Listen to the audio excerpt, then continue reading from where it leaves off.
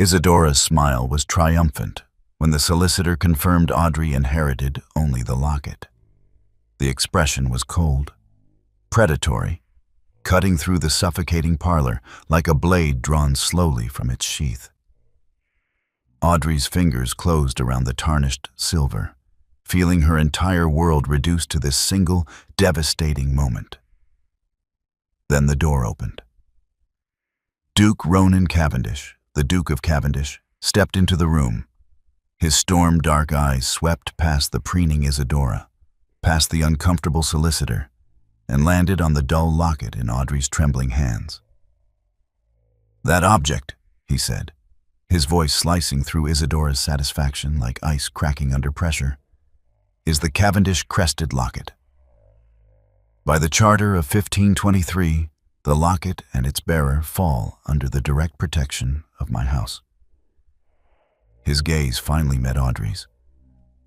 "Miss Marsh is my responsibility now, by law and by honor." The room fell into frozen silence. But what does this ancient obligation truly mean? Is Audrey being saved, or simply claimed by a more powerful master? And why does the formidable, reclusive Duke of Cavendish care so intensely about one forgotten piece of tarnished silver? My beautiful family, before we dive into this interesting story, I need to share something important with you. We're on a mission to reach 1,000 subscribers, and right now, there are only limited spots to be among our founding 1,000, our inner circle who were here from the beginning. And I want you to be among our most cherished first 1,000. These first 1,000 subscribers will always hold a special place in this community. You'll be the ones who believed in these stories when we were just starting out, the ones who helped build something beautiful. But here's the thing. Once we hit that milestone, that opportunity closes forever. You'll still be welcome, but you won't be part of that exclusive founding group who shaped this channel's journey. So if you've been watching without subscribing, now is your moment. Don't let this story end without you being part of our family. And tell me where you are watching from. Now, let's get into the story. The fire in the parlor had been allowed to die. Audrey Marsh sat rigidly on a straight-backed chair that had been positioned, deliberately, she was certain, at the furthest edge of the room from the fading warmth of the hearth. Her hands rested in her lap, fingers wrapped around the small silver locket, the only item her father had left specifically to her. Beneath the high-waisted bodice of her mourning dress, her heart hammered against her ribs. Across the room, Isadora Vance reclined on the crimson damask sofa like a queen surveying her newly won kingdom. Her gown was elaborate, commissioned from the most fashionable modiste the moment Audrey's father had fallen gravely ill, in a rich emerald that skirted the boundaries of mourning decorum without quite violating it. Her jewelry caught what little gray London light penetrated the heavy velvet draperies, emeralds at her throat, pearl and gold combs gleaming in her elaborately arranged hair. The solicitor, Mr. Pemberton, cleared his throat for the third time. He was a thin, nervous man whose spectacles kept sliding down his perspiring nose despite the room's chill. The sheaf of papers before him seemed to weigh heavily in his trembling hands. "And finally," he read, his voice barely above a whisper, "I leave to my beloved daughter, Audrey Catherine Marsh, the silver-crested locket that belonged to her late mother, with all the affection and hope that she will understand its significance." Audrey's fingers tightened around the tarnished metal. She had expected nothing more. The locket had been her mother's, the only tangible connection to a woman she barely remembered. But hearing it spoken aloud, this pittance, this token, while everything else went to the remainder of my estate, Mr. Pemberton continued, his voice cracking slightly, including the Marsh townhouse, the country estate at Willowmere, all furnishings, investments, and financial accounts. I leave in their entirety to my beloved wife, Isadora Vance, who has brought such joy to my final years."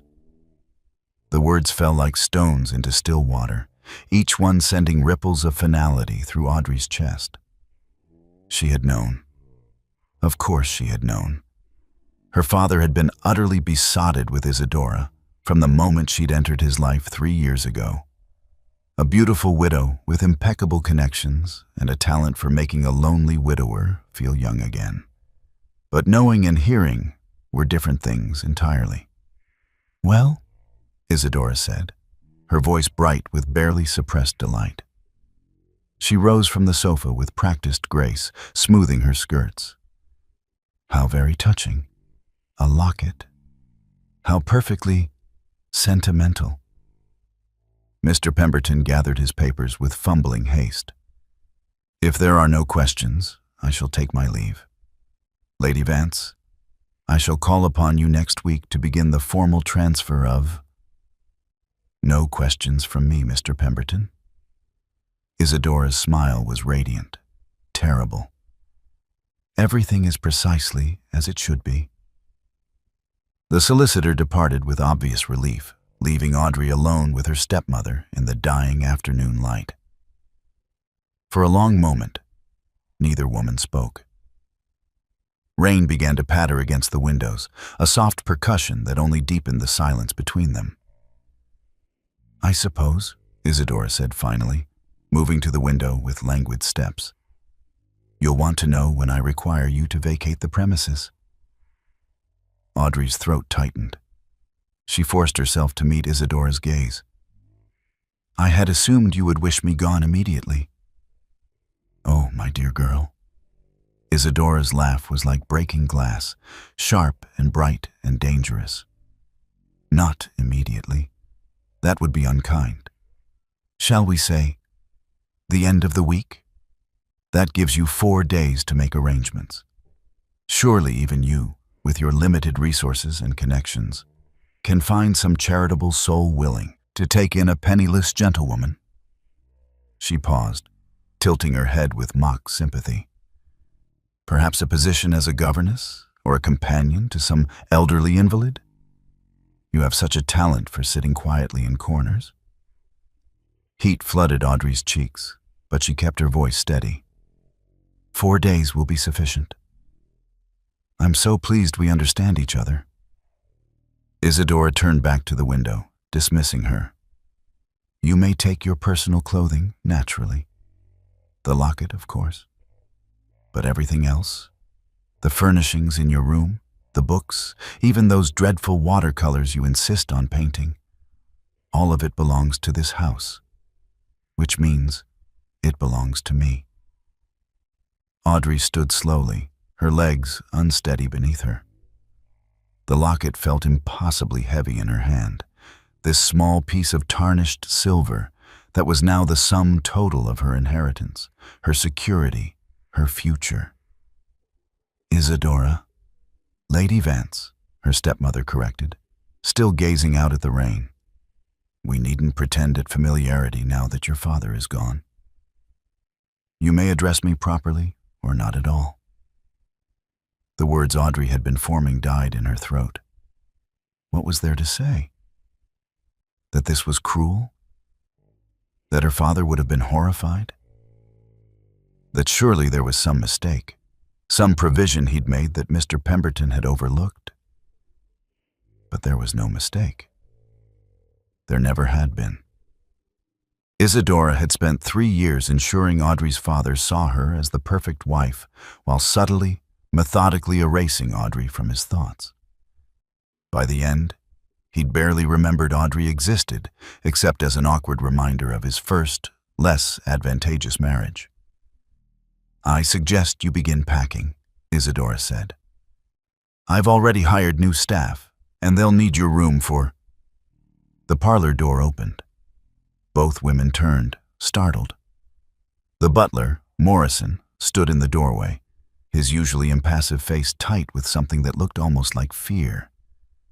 "Forgive the intrusion, madam," he said, addressing Isidora with careful formality.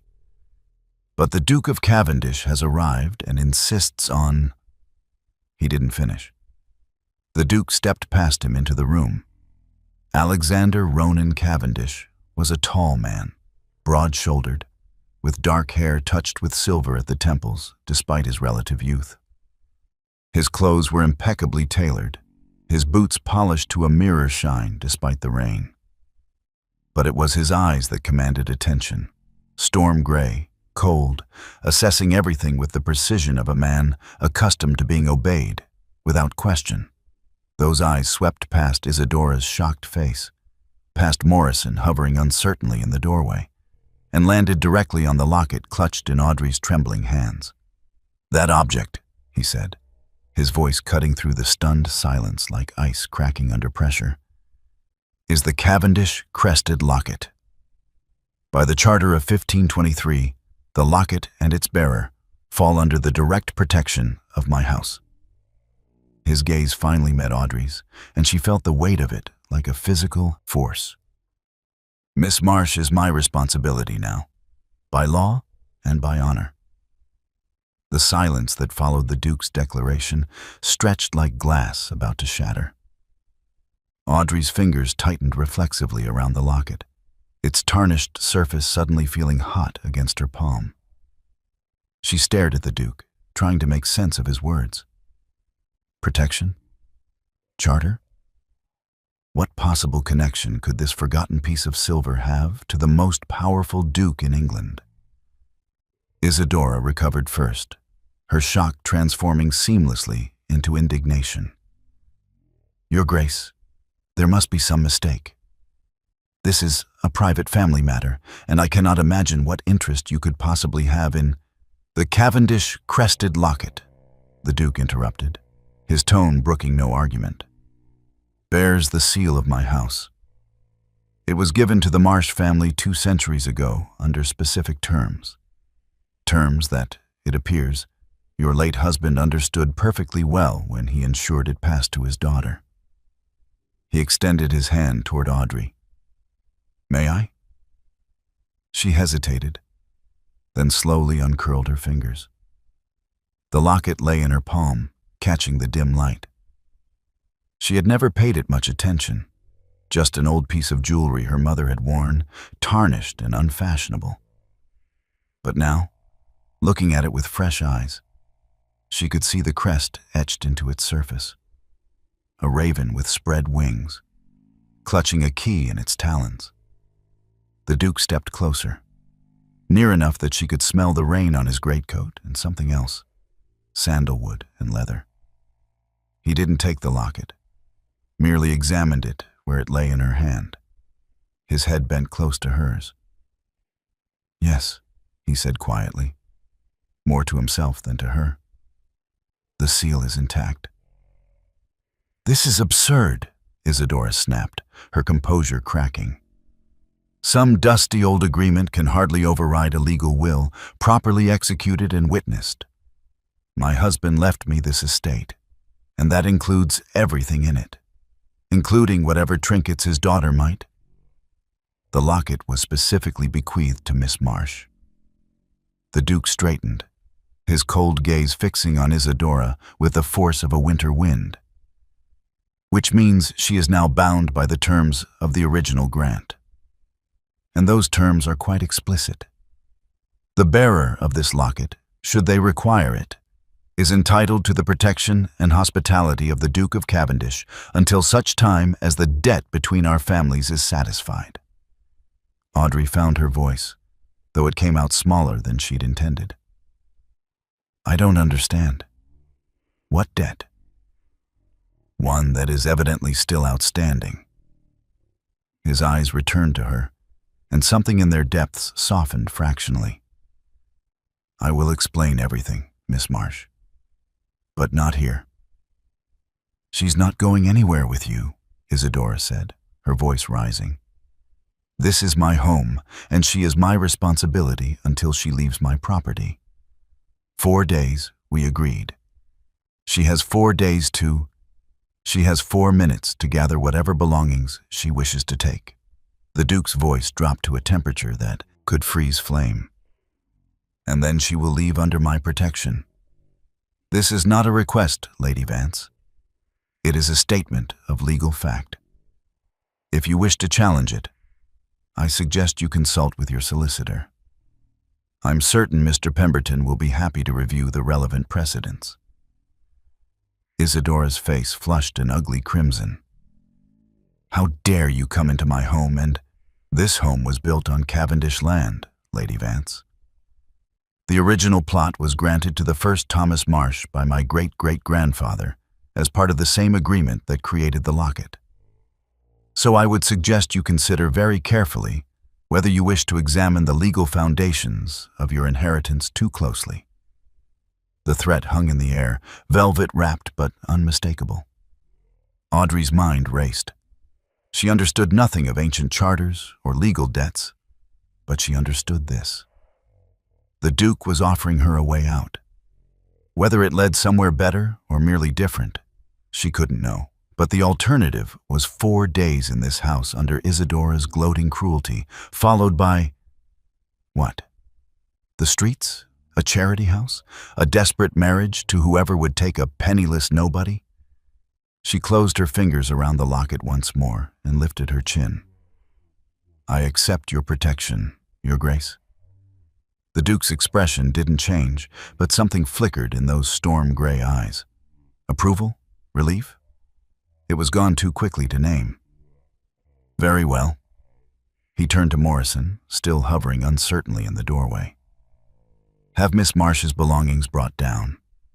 Her clothing, any personal items?"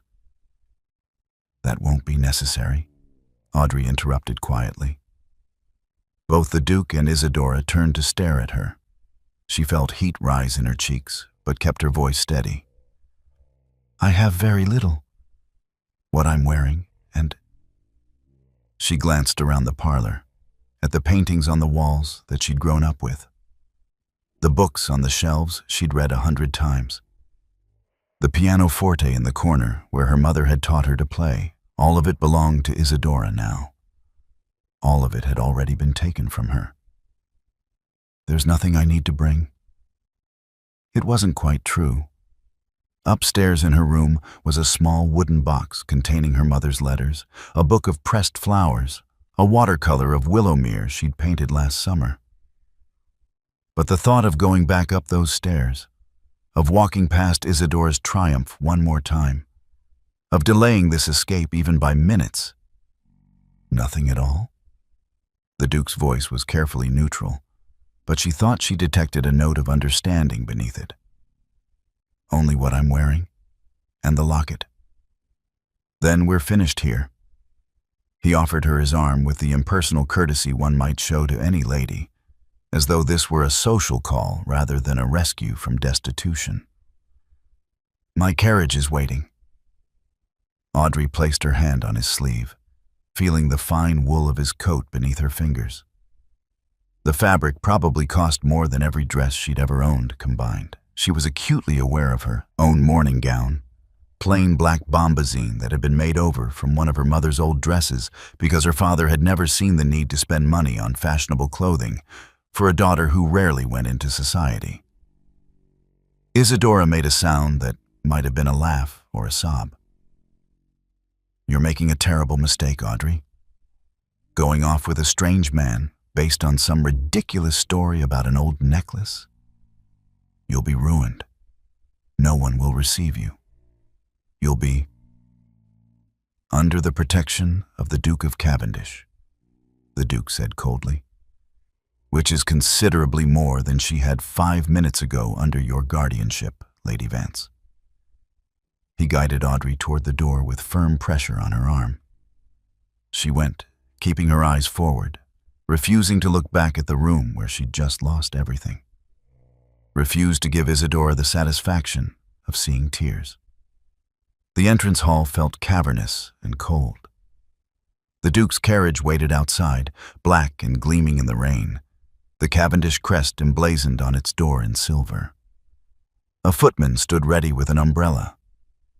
"Your Grace," Audrey said quietly as they reached the threshold, "I must know, This protection you speak of, what exactly does it entail? What will be required of me?" He paused, looking down at her with those unreadable gray eyes. "You will reside at my estate until the terms of the charter are fulfilled. You will be provided for, protected. That is all you need to know for now. And in exchange? In exchange, Miss Marsh, you will keep possession of that locket, and you will answer my questions about your family's history when I have them." His expression remained perfectly controlled, perfectly impersonal. "This is a legal obligation, nothing more. I am not your benefactor. I am simply honoring an agreement made by my ancestors. Do you understand?" She understood that she was trading one form of dependence for another. But at least this cage came with warmth and food and the possibility, however remote, of discovering why her father had left her this strange inheritance. "I understand, Your Grace." "Then let us go." The footman held the umbrella over her as she descended the steps. She didn't look back at the townhouse, at the windows where she'd watched countless London seasons pass, at the door that would never open for her again. She climbed into the carriage, the locket pressed against her heart, and left her old life behind in the cold November rain. The journey to Ravenswood Hall took 3 hours, each mile carrying Audrey further from everything she had ever known. The Duke sat across from her in the carriage, his attention fixed on correspondence he'd extracted from a leather case. He had not spoken a single word since they'd departed London. Audrey watched the landscape change through rain-streaked windows. The city gave way to countryside, rolling hills darkening under heavy clouds. Trees lined the road like sentinels, their bare branches reaching toward the gray sky. As evening approached, the carriage turned onto a private drive flanked by iron gates bearing the Raven crest. Ravenswood Hall emerged from the gathering dusk like something from a Gothic tale. It was massive, built of dark stone that seemed to absorb rather than reflect light. 3 stories of mullioned windows stared down like watchful eyes. Towers rose at each corner, their crenellations sharp against the sky. Gardens stretched to either side, but November had stripped them bare, leaving only skeletal hedges and empty fountains. The carriage rolled to a stop before an imposing entrance. The Duke finally looked up from his papers, following her gaze to the hall. "It's not welcoming," he said flatly, "but it's secure." A butler materialized at the carriage door, older than Morrison, with silver hair and a face that suggested he had long ago forgotten how to smile. Behind him stood a housekeeper in severe black, her keys jangling at her waist. "Grimshaw, Mrs. Hallowell," the Duke said as he descended. "This is Miss Audrey Marsh. She will be residing in the East Wing until further notice. See that she has everything she requires." "Of course, Your Grace." The butler's eyes flickered to Audrey with barely concealed curiosity as a footman helped her down. She was acutely aware that she carried nothing, had nothing but the locket hidden beneath her bodice and the increasingly damp morning dress she wore. "Miss Marsh." The Duke turned to her, his expression as impersonal as it had been in London. "Mrs. Hallowell will show you to your rooms. We will speak tomorrow morning, 9 o'clock in the library. Do not be late." He strode into the hall without waiting for her response, his boots echoing on marble floors. Mrs. Hallowell stepped forward with a slight curtsy. "If you'll follow me, miss." The interior of Ravenswood Hall matched its exterior, all dark wood paneling, heavy tapestries, and portraits of stern-faced Cavendishes staring down from the walls. Their footsteps echoed through corridors lit by flickering sconces. Audrey glimpsed rooms filled with shrouded furniture, a ballroom with chandeliers wrapped in cloth, a dining hall with a table long enough to seat 40. "The Duke keeps to himself mostly," Mrs. Hallowell said as they climbed a sweeping staircase. "The house is maintained, but we rarely have guests. You'll be the first to stay in the East Wing in 5 years." 5 years. The words hung in the air, heavy with implication. What kind of man lived alone in a house this size? The East Wing was as imposing as the rest of the hall. But when Mrs. Hallowell opened a door near the end of the corridor, Audrey caught her breath. The suite was beautiful. A fire blazed in a marble fireplace, casting warm light across walls papered in soft blue silk. The furniture was elegant. A 4-poster bed with velvet hangings, a writing desk by the window, a chaise positioned near the fire. Through an open door, she glimpsed a dressing room with an empty wardrobe and a copper bathtub. "His Grace instructed that you be made comfortable," Mrs. Hallowell said, moving to adjust the fire. "A bath will be drawn shortly, and dinner sent up on a tray. In the morning, one of the maids will take your measurements. His Grace has arranged for a modest wardrobe to be prepared." Audrey touched the back of a chair, feeling the quality of the brocade beneath her fingers. Everything here was finer than anything she'd owned, even before her father's death. And yet the beauty of it felt hollow, like a gilded cage. "Thank you, Mrs. Hallowell." The housekeeper paused at the door. "His Grace is not an easy man, miss, but he is honorable. Whatever arrangement you have with him, you needn't fear for your safety or your reputation here. The staff knows their duty." Then she was gone, leaving Audrey alone in the beautiful, empty room. The promised bath arrived, carried by silent maids who wouldn't meet her eyes. Dinner followed: roasted chicken, vegetables in cream sauce, bread still warm from the oven, and wine that tasted like sunshine. Audrey ate mechanically, tasting nothing.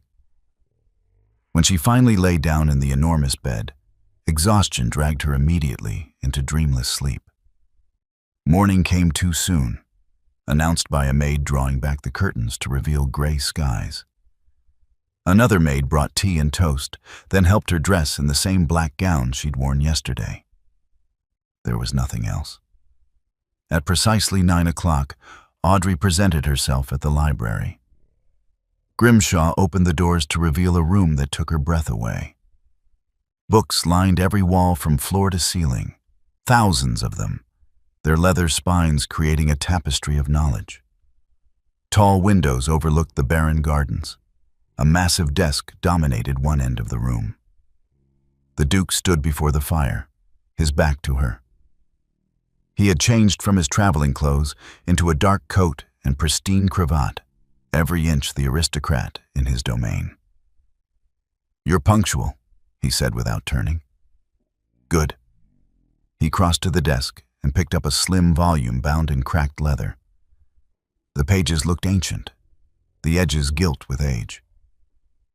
"This," he said, holding it up, "is the Chronicle of the Cavendish Marsh Agreement, written in 1523 by my ancestor, the 3rd Duke of Cavendish.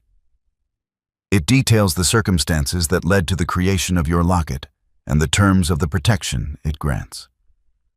He set the book on the desk between them, but didn't offer it to her. "I need to be clear about our arrangement, Miss Marsh. You are not my guest.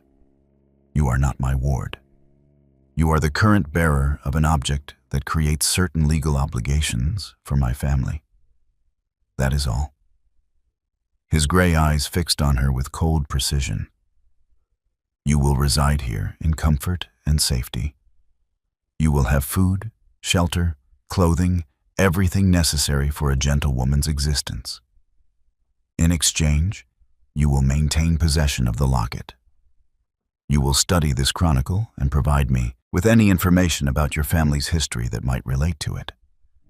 And you will conduct yourself with the discretion expected of someone in your position." "And what position is that, exactly?" Audrey heard herself ask. "That of a valuable artifacts curator." He said it without irony, as though she were indeed no different from the ancient book on his desk. Nothing more, nothing less. The word stung more than she'd expected. She had known from the beginning that this was transactional, that the Duke had no personal interest in her welfare. But hearing it stated so baldly in this beautiful room that suddenly felt as cold as the November gardens outside. "I understand, Your Grace." "Do you?" He leaned against the desk, studying her. "Because I need to know that you harbor no romantic notions about this situation. I am not rescuing you. I am fulfilling an obligation. When the terms of the charter are satisfied, you will leave this house with a settlement sufficient to establish yourself independently, and our association will end. Is that clear?" Perfectly clear. He wanted her to understand that the cage, however gilded, had no door marked affection or regard, only duty. "Yes, Your Grace." "Good." He pushed the chronicle across the desk toward her. "Take this. Read it. Learn what you can about the original agreement. We will discuss it in 3 days, same time." She picked up the book, feeling its weight in her hands.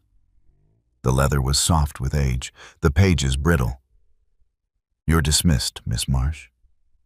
She curtsied, a formal acknowledgement of the hierarchy he'd just established, and left the library.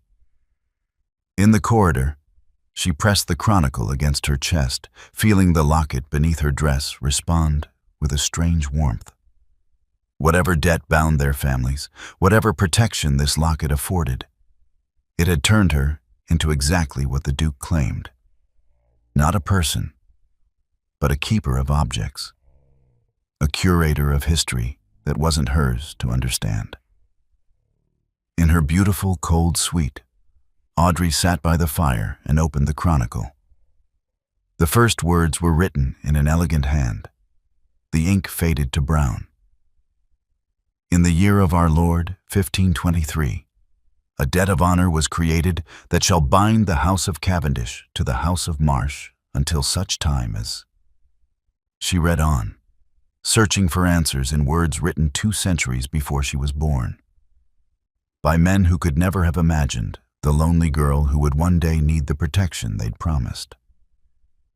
The chronicle proved nearly impossible to decipher. Audrey spent the first day squinting at the faded script, trying to parse sentences that seemed to shift between Latin, archaic English, and legal terminology so dense it might as well have been another language entirely. She managed to understand that the locket had been given to Eleanor Marsh, wife of Sir Thomas Marsh, under circumstances involving something the text called sanctuary protection and blood debt. But the specifics remained frustratingly opaque. By the second day, her eyes ached from the strain, and she'd developed a persistent headache that throbbed behind her temples. The chronicle referenced other documents, letters, contracts, property deeds, that might illuminate the full story, but where would such papers be kept in a house this size? On the 3rd morning, rather than waiting for the Duke's summons, Audrey went in search of answers. She found Grimshaw in the entrance hall, directing footmen who were carrying in what appeared to be supplies from the village. "Excuse me," she said, her voice echoing in the cavernous space. "I'm looking for the archives, historical documents relating to the estate." The butler's eyebrows rose fractionally, the most expression she'd yet seen from him. "The archives are in the West Tower, miss, but they haven't been properly maintained in years. His Grace rarely—" "Could you show me the way?" Something that might have been approval flickered across his face. "Of course, miss." The West Tower was reached through a series of increasingly narrow corridors that seemed to lead into the oldest part of Ravenswood Hall. The stones here were darker, the ceilings lower, the air thick with the smell of age and dust. Grimshaw produced a heavy iron key and unlocked a thick oak door. "I'll have a footman bring more candles," he said. "And perhaps some tea?" That would be kind. Thank you. The archives were breathtaking in their disorder. The circular room occupied the entire ground floor of the tower, with narrow windows set deep into walls that must have been 4 feet thick. Shelves lined every available surface, sagging under the weight of document boxes, leather folios, and stacks of loose papers that looked as though they hadn't been touched in decades. A layer of dust covered everything like snow. Audrey stood in the center of the chaos and felt her heart sink. Finding anything specific here would take weeks, months perhaps. But she had nothing else to do, nowhere else to be. The Duke had made it clear she was simply a keeper of objects, waiting to fulfill some ancient obligation she didn't understand. At least here, searching through the past, she had purpose. She began systematically, starting with the shelf nearest the door. The documents were loosely organized by date, though whoever had last tended the archives had given up somewhere around 1650.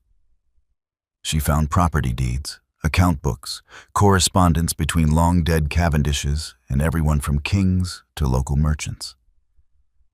Fascinating, but not what she needed. Hours passed. The footman brought candles and tea, which grew cold while she worked. Dust coated her hands, smudged her black dress. She sneezed repeatedly, disturbing clouds of particles that danced in the thin sunlight. Finally, as afternoon shadows began to lengthen, she found a box marked with the raven's seal and the date 1523. Her hands trembled as she lifted the lid. Inside were letters, dozens of them, tied with ribbon that crumbled at her touch. The handwriting matched that in the chronicle. She lifted the first letter carefully, tilting it toward the light from the window. "You found the archives." Audrey spun around, nearly dropping the fragile paper. The Duke stood in the doorway, still in his riding clothes, his dark hair slightly disheveled. How long had he been there? "I'm sorry," she said quickly. "Grimshaw told me where to find them. But if I'm not permitted, you're permitted." He stepped into the room, his eyes scanning the disorder with something that looked like resignation. "Though I should have warned you about the state of them. My father had no interest in the past, and I've had neither the time nor the inclination to sort through centuries of Cavendish correspondence." He moved closer, looking over her shoulder at the box she'd opened. She caught the scent of horse and leather and cold air. "The letters from 1523, he said quietly. "You think they relate to the locket? The date matches the chronicle. And look," she pointed to the seal on one of the letters. "That's your family crest. I thought perhaps they might explain what the chronicle deliberately obscures." He reached past her, his sleeve brushing her shoulder, and extracted several letters. "May I?" They worked in silence as the light faded, moving closer to the window for illumination. The Duke proved surprisingly adept at reading the archaic script, translating passages that had completely baffled Audrey. The letters revealed fragments of a story. Eleanor Marsh had come to Ravenswood seeking protection from some unnamed threat. The Duke's ancestor had granted it, creating the locket as a symbol of an oath. "But what was she fleeing?" Audrey asked, frustrated. The letters dance around it, mention the matter at court and dangerous accusations, but never specify. "Here." The Duke held up a letter written in a different hand, the writing cramped and urgent. "This is from Thomas Marsh to the Duke. He's thanking him for sheltering Eleanor and says..." "Wait." He moved closer to the last candle, which had burned dangerously low. "He says the accusations of treason were false, manufactured by political enemies, and that without the Duke's protection, Eleanor would have been arrested and likely executed." Audrey's breath caught. "Treason? It appears your family and mine have been bound together by more than simple friendship." The Duke's voice was soft, almost reverent. This was a matter of life and death. He set down the letter and reached for another, but the candle chose that moment to gutter and die. Darkness engulfed them, except for the faint twilight from the windows. "I'll get more light," Audrey said, turning toward where she thought the door was. Her foot caught on something, a box she'd set on the floor, and she stumbled forward. Strong hands caught her arms, steadying her. The Duke was suddenly very close. Close enough that she could feel the warmth radiating from him in the cold tower room. "Careful," he said, his voice rough. She looked up, meaning to thank him, and found his face mere inches from hers. In the dim light, his gray eyes had darkened to smoke. His hands remained on her arms, firm but not tight. She could feel each finger through the fabric of her sleeves, burning like brands. The moment stretched. Neither of them moved. Audrey's heart hammered so loudly she was certain he must hear it. She had never been this close to a man before, had never felt this strange electricity that seemed to arc between them like summer lightning. The Duke's gaze dropped to her mouth, lingered there for a heartbeat. Then he released her so abruptly she nearly stumbled again. He stepped back, putting 3 feet of space between them, his expression shuddering closed. "It's too dark to continue," he said, his voice once again perfectly controlled, perfectly impersonal. "We'll resume tomorrow, 9 o'clock. Your Grace, Tomorrow, Miss Marsh." He was already moving toward the door, fleeing the small tower room as though pursued. "Have Grimshaw bring you proper lamps. You'll ruin your eyes in this light." Then he was gone, his footsteps echoing down the corridor until silence reclaimed the archives. Audrey stood alone in the gathering darkness, her arms still tingling where he had touched her, her pulse still racing. She pressed her hands to her heated cheeks and tried to catch her breath. It had meant nothing. An accident? A moment of proximity in the dark. The Duke had made his position clear. She was here to fulfill an obligation, nothing more. He felt nothing for her beyond the duty imposed by an ancient agreement. But her traitorous heart didn't believe it. Because for just a moment, in the dying light, she had seen something flicker in those storm-gray eyes. Something that looked almost like hunger before he'd buried it beneath ice and control. She gathered the letters with shaking hands, returning them carefully to their box. Tomorrow they would continue the research. Tomorrow they would maintain the proper distance he insisted upon. But tonight, alone in the archives, she allowed herself to wonder what might have happened if that candle had burned just a little longer. If the darkness had been just a little deeper. If the Duke's control had faltered for one more heartbeat. The locket beneath her dress seemed to pulse with warmth, as though it knew secrets she was only beginning to suspect.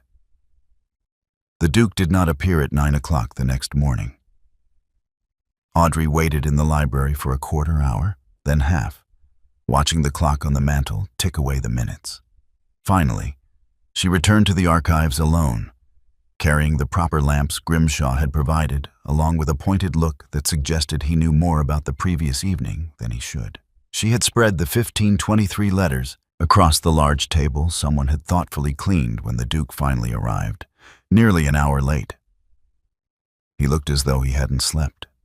Dark circles shadowing his eyes, his cravat tied with less than his usual precision. "Miss Marsh?" He didn't apologize for his tardiness. "You've made progress." "Some."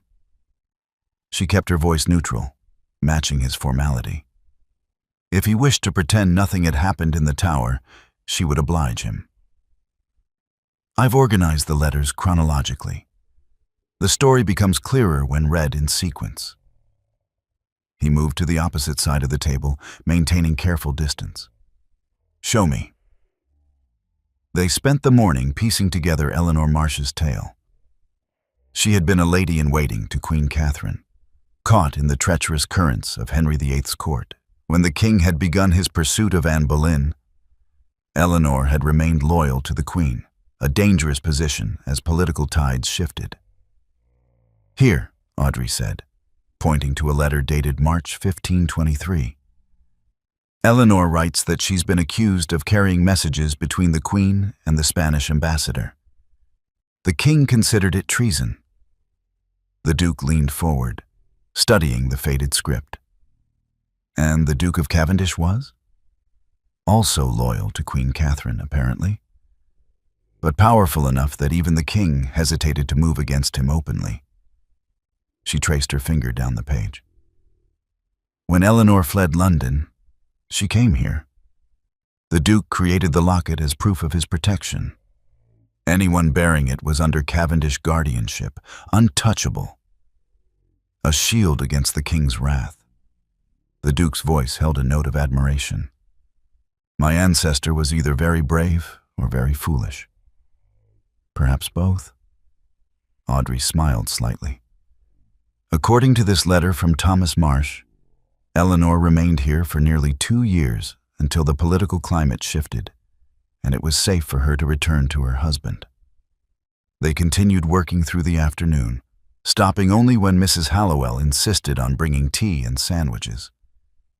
The story that emerged was one of extraordinary courage and risk.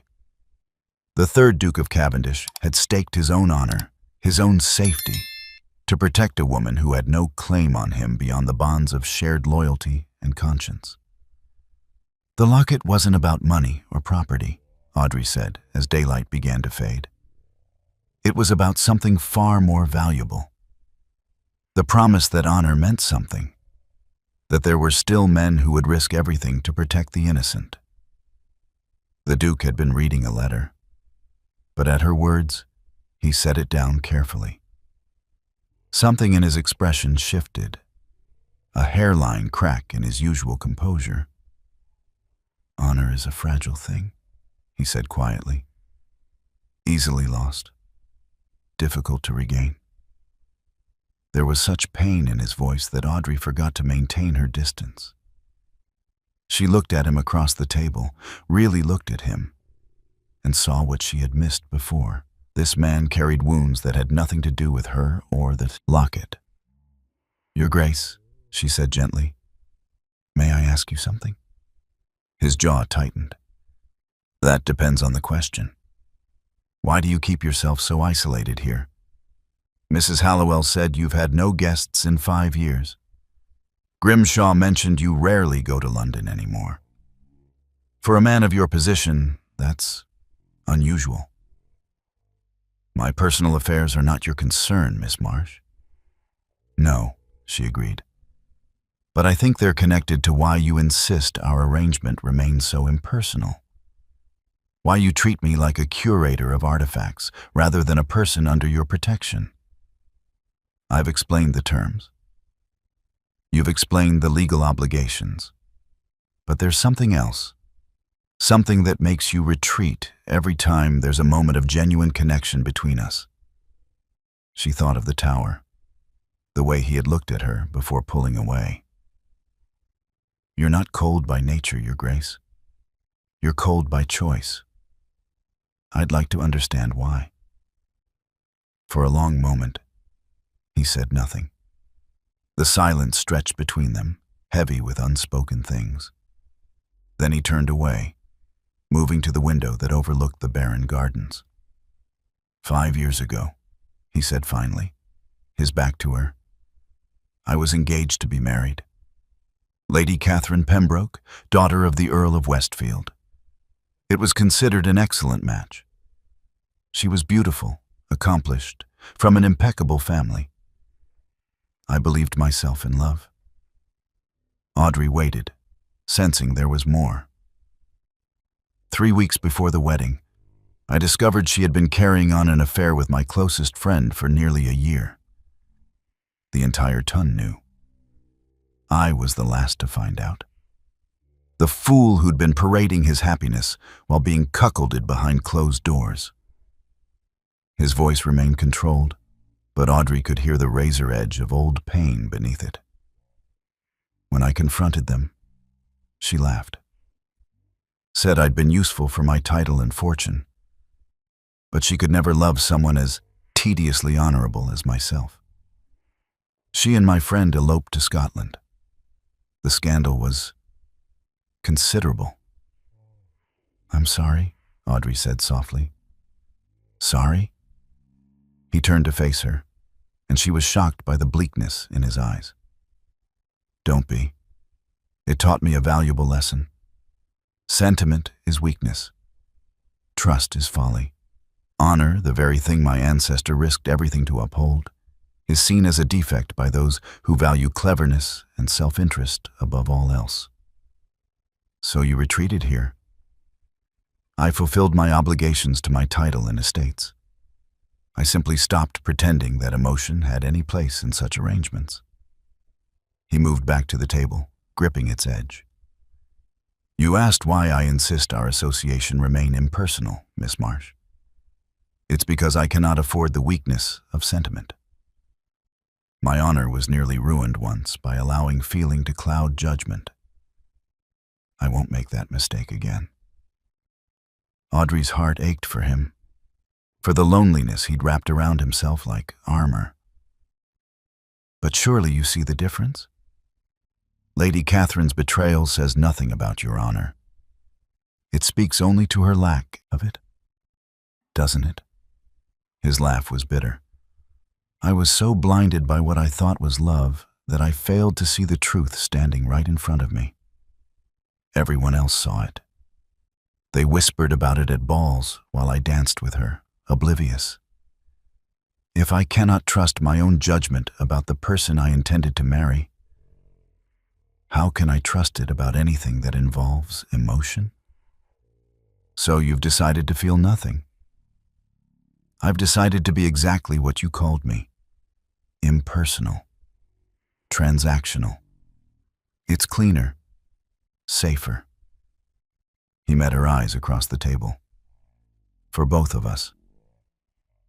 Is it? Audrey heard herself ask. Because it seems to me that you're not protecting your honor by closing yourself off from all human connection. You're punishing yourself for someone else's cruelty. His expression hardened. You overstep, Miss Marsh. Perhaps. But we've just spent hours reading about your ancestor who risked everything for a woman he barely knew, simply because it was right. Because honor meant more to him than safety or political advantage. Don't you think he'd be disappointed to see his descendant using that same word, honor, as an excuse to hide from life? The silence that followed was terrible. The Duke stared at her with an intensity that made her want to take back every word. She had gone too far, said too much, forgotten her place. Then he straightened, his face becoming the familiar mask of cool aristocratic control. It's late, he said. We'll continue tomorrow. Your Grace, I didn't mean tomorrow, Miss Marsh, 9 o'clock. He left the library with measured steps, neither fleeing nor lingering. When the door closed behind him, Audrey sank into her chair, her hands trembling. She had meant to understand him better. Instead, she'd struck at the very heart of his carefully constructed defenses. And from the look in his eyes, hurt and anger, and something else she couldn't quite name, she had drawn blood. The letters lay scattered across the table. Eleanor Marsh's story of courage and sanctuary spread before her. Audrey picked up the final letter, written in Eleanor's own hand, thanking the Duke for his protection. There are men who speak of honor, Eleanor had written, and there are men who live it, even when it costs them everything. You are the latter, Your Grace, and history will remember your courage long after my name is forgotten. Audrey touched the locket beneath her dress, feeling its familiar weight. History had remembered. 2 centuries later, another woman sought sanctuary, and another Duke of Cavendish provided it. But this Duke, wounded and wary, protected her body while imprisoning his own heart. And Audrey was beginning to realize that the real challenge wasn't understanding the locket's history. It was helping the Duke understand that honor and feeling weren't enemies. That the ancestor he sought to emulate had been brave enough not just to protect Eleanor's life, but to trust in the very sentiment he now rejected. The question was whether she had the courage to keep trying, or whether, like him, she would retreat behind walls and call it wisdom. The summons came 3 weeks after their confrontation in the library. Audrey had fallen into a routine at Ravenswood, mornings in the archives, afternoons reading in her suite or walking the winter gardens, evenings dining alone while the Duke kept to his study. They had continued their research in careful silence, maintaining absolute formality, never straying into personal territory again. But now, Grimshaw stood at her door with a silver tray bearing a single card. "His Grace requests your presence in the drawing room at your earliest convenience, miss." She found the Duke standing by the fire, dressed for travel in a dark coat and gleaming boots. His expression was grimmer than usual. "We have a problem," he said without preamble. "Lady Thornbury is hosting her annual winter house party at Thornbury Manor. I've received 3 separate letters this week suggesting that my absence would be noted and discussed. Apparently, rumors have reached London about a mysterious young woman residing at Ravenswood." Audrey's stomach tightened. What sort of rumors? The predictable sort, when an unmarried woman lives in a bachelor's household. His voice was clipped, angry.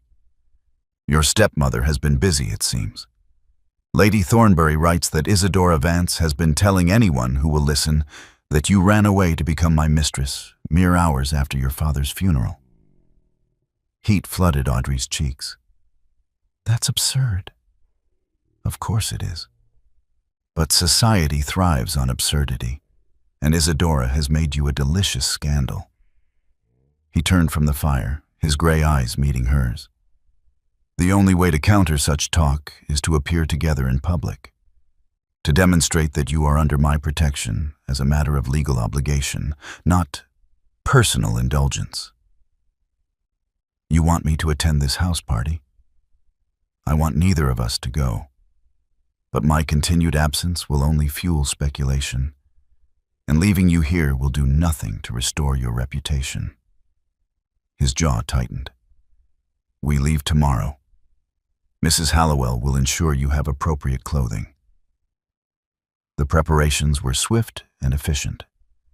Mrs. Hallowell produced a wardrobe that must have been ordered weeks ago, morning dresses, walking costumes, evening gowns in muted colors, suitable for a woman in mourning but elegant enough for society. Audrey tried not to think about the Duke planning for this contingency, about what it meant that he'd anticipated needing to present her publicly. Thornbury Manor was a 3-hour journey north, a sprawling Elizabethan estate that blazed with light as their carriage approached. Other vehicles lined the drive, disgorging elegantly dressed guests. Audrey's hands clenched in her lap. "You needn't be nervous," the Duke said, the first words he'd spoken since they'd departed Ravenswood. "I'll make the situation clear. Will you tell them about the locket, the charter?" "A version of it. Enough to explain your presence without revealing details best kept private." He looked at her across the carriage. "Follow my lead. Say little. They'll lose interest soon enough if we give them nothing to feast upon."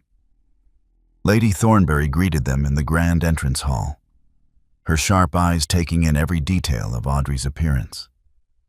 She was a formidable woman in her 60s, dripping with diamonds, her smile not quite reaching her eyes.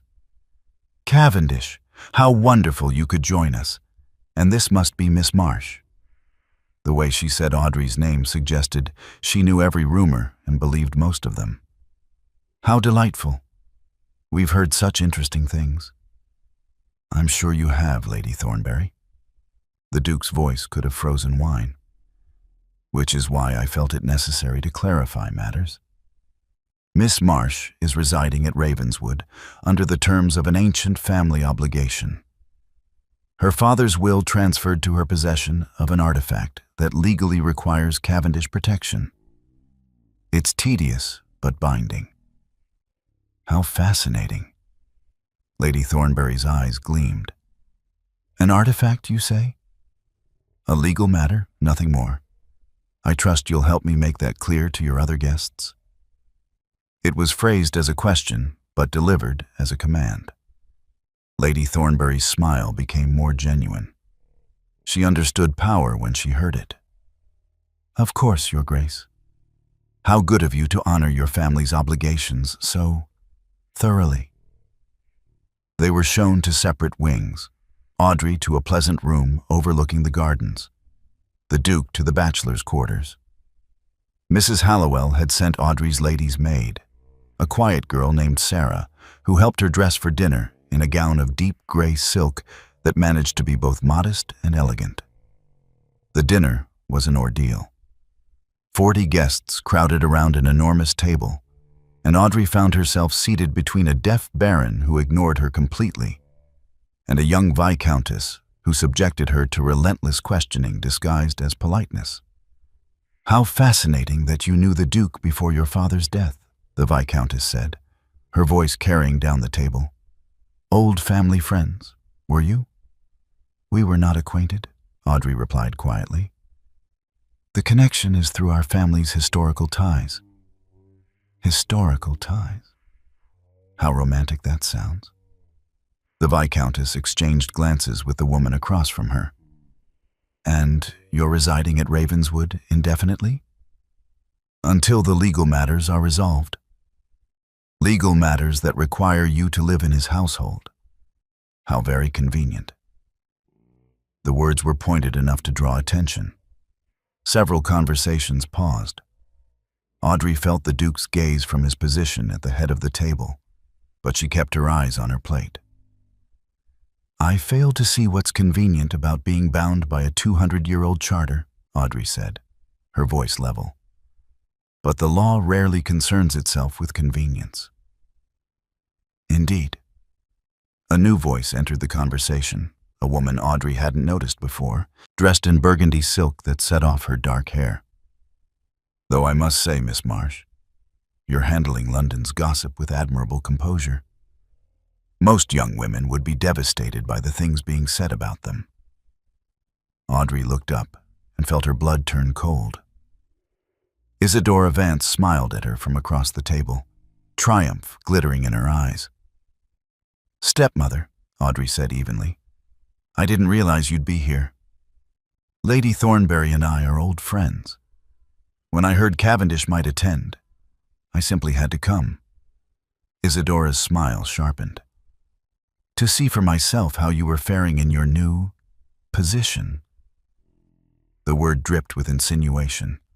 The table had gone completely quiet now, everyone straining to hear. Miss Marsh's position is that of a legal ward, the Duke said from the head of the table, his voice cutting through the tension. As I've explained to Lady Thornbury, an ancient agreement between our families requires me to provide protection to the bearer of a specific Cavendish artifact. Miss Marsh inherited that artifact through her father's will. How very noble of you, Your Grace. Isadora's tone suggested anything but nobility.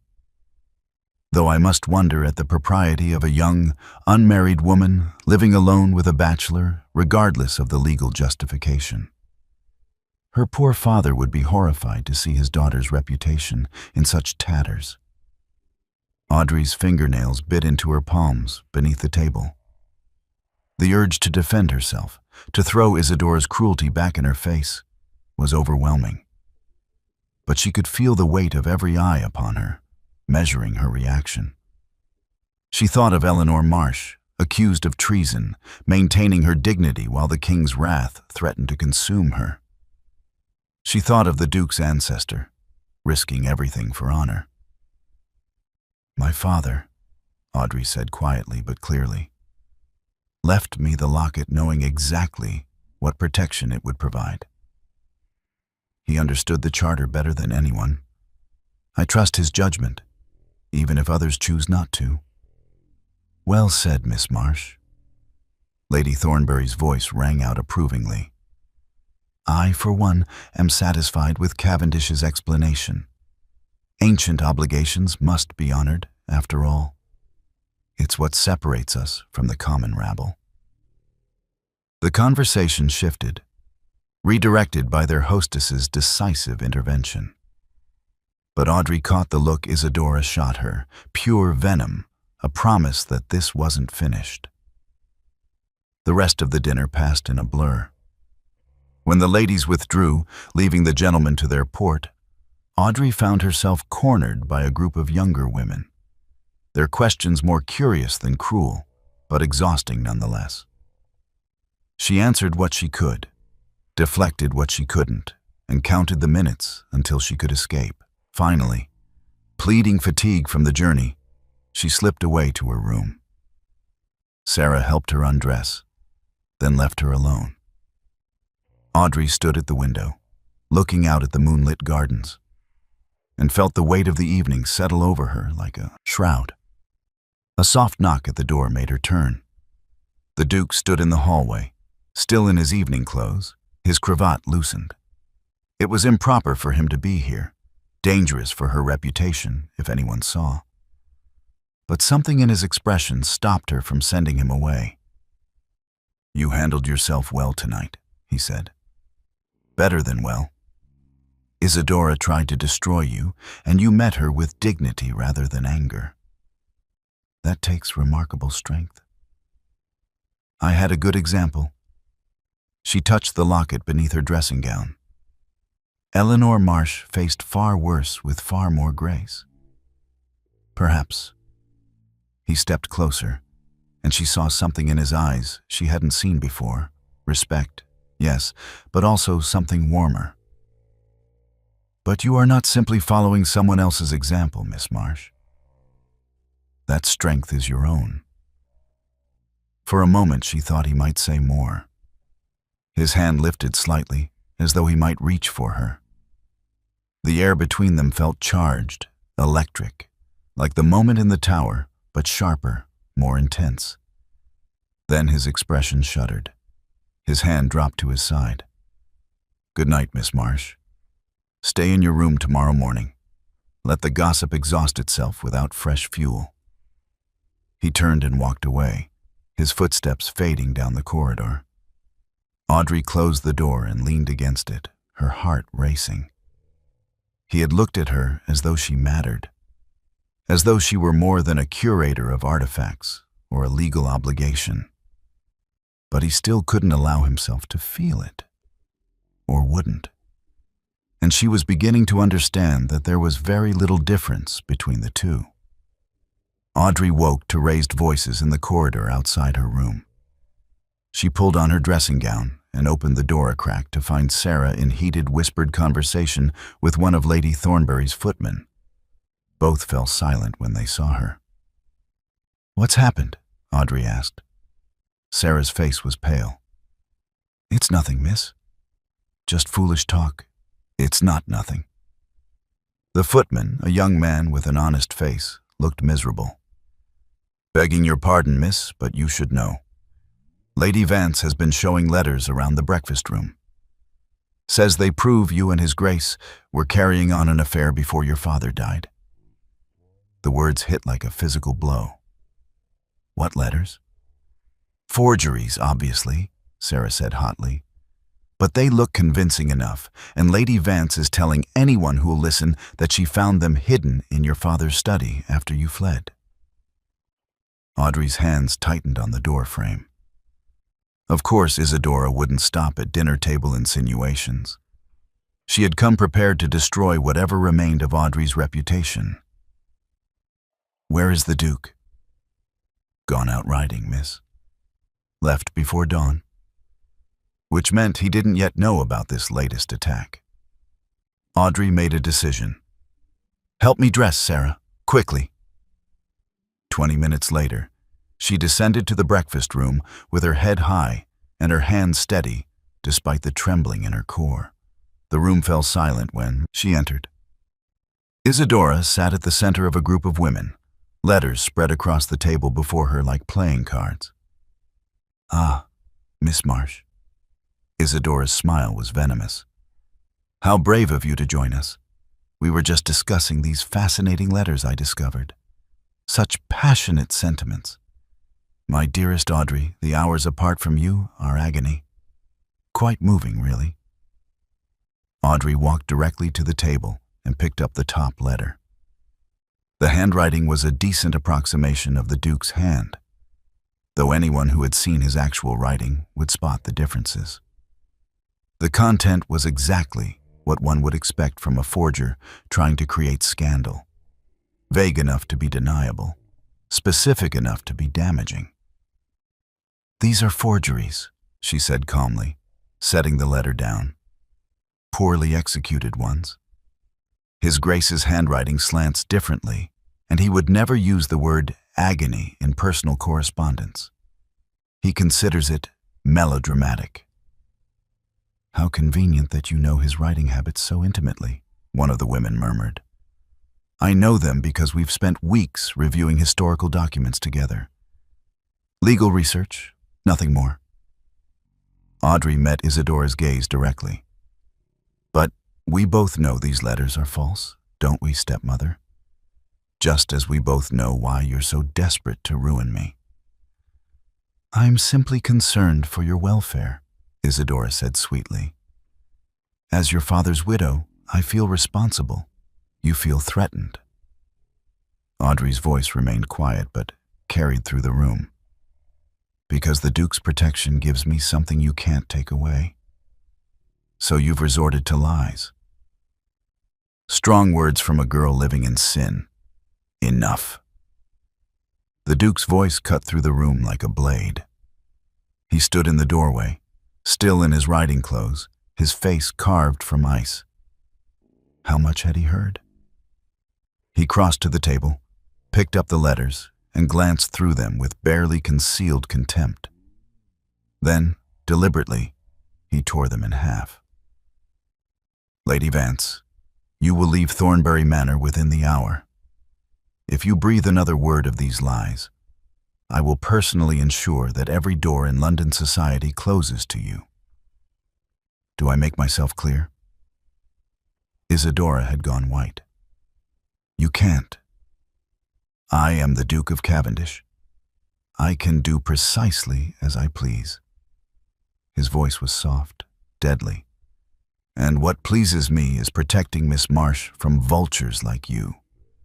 Now get out of my sight." Isadora fled, her dignity in tatters. The other women dispersed quickly, sensing that remaining would be unwise. Within minutes, Audrey and the Duke were alone in the breakfast room. "You shouldn't have confronted her alone," he said, still not looking at her. "She was destroying my reputation. Our reputations. I can weather scandal. You cannot." Finally, he turned to face her, and she was struck by the anguish in his eyes. "This is exactly what I feared.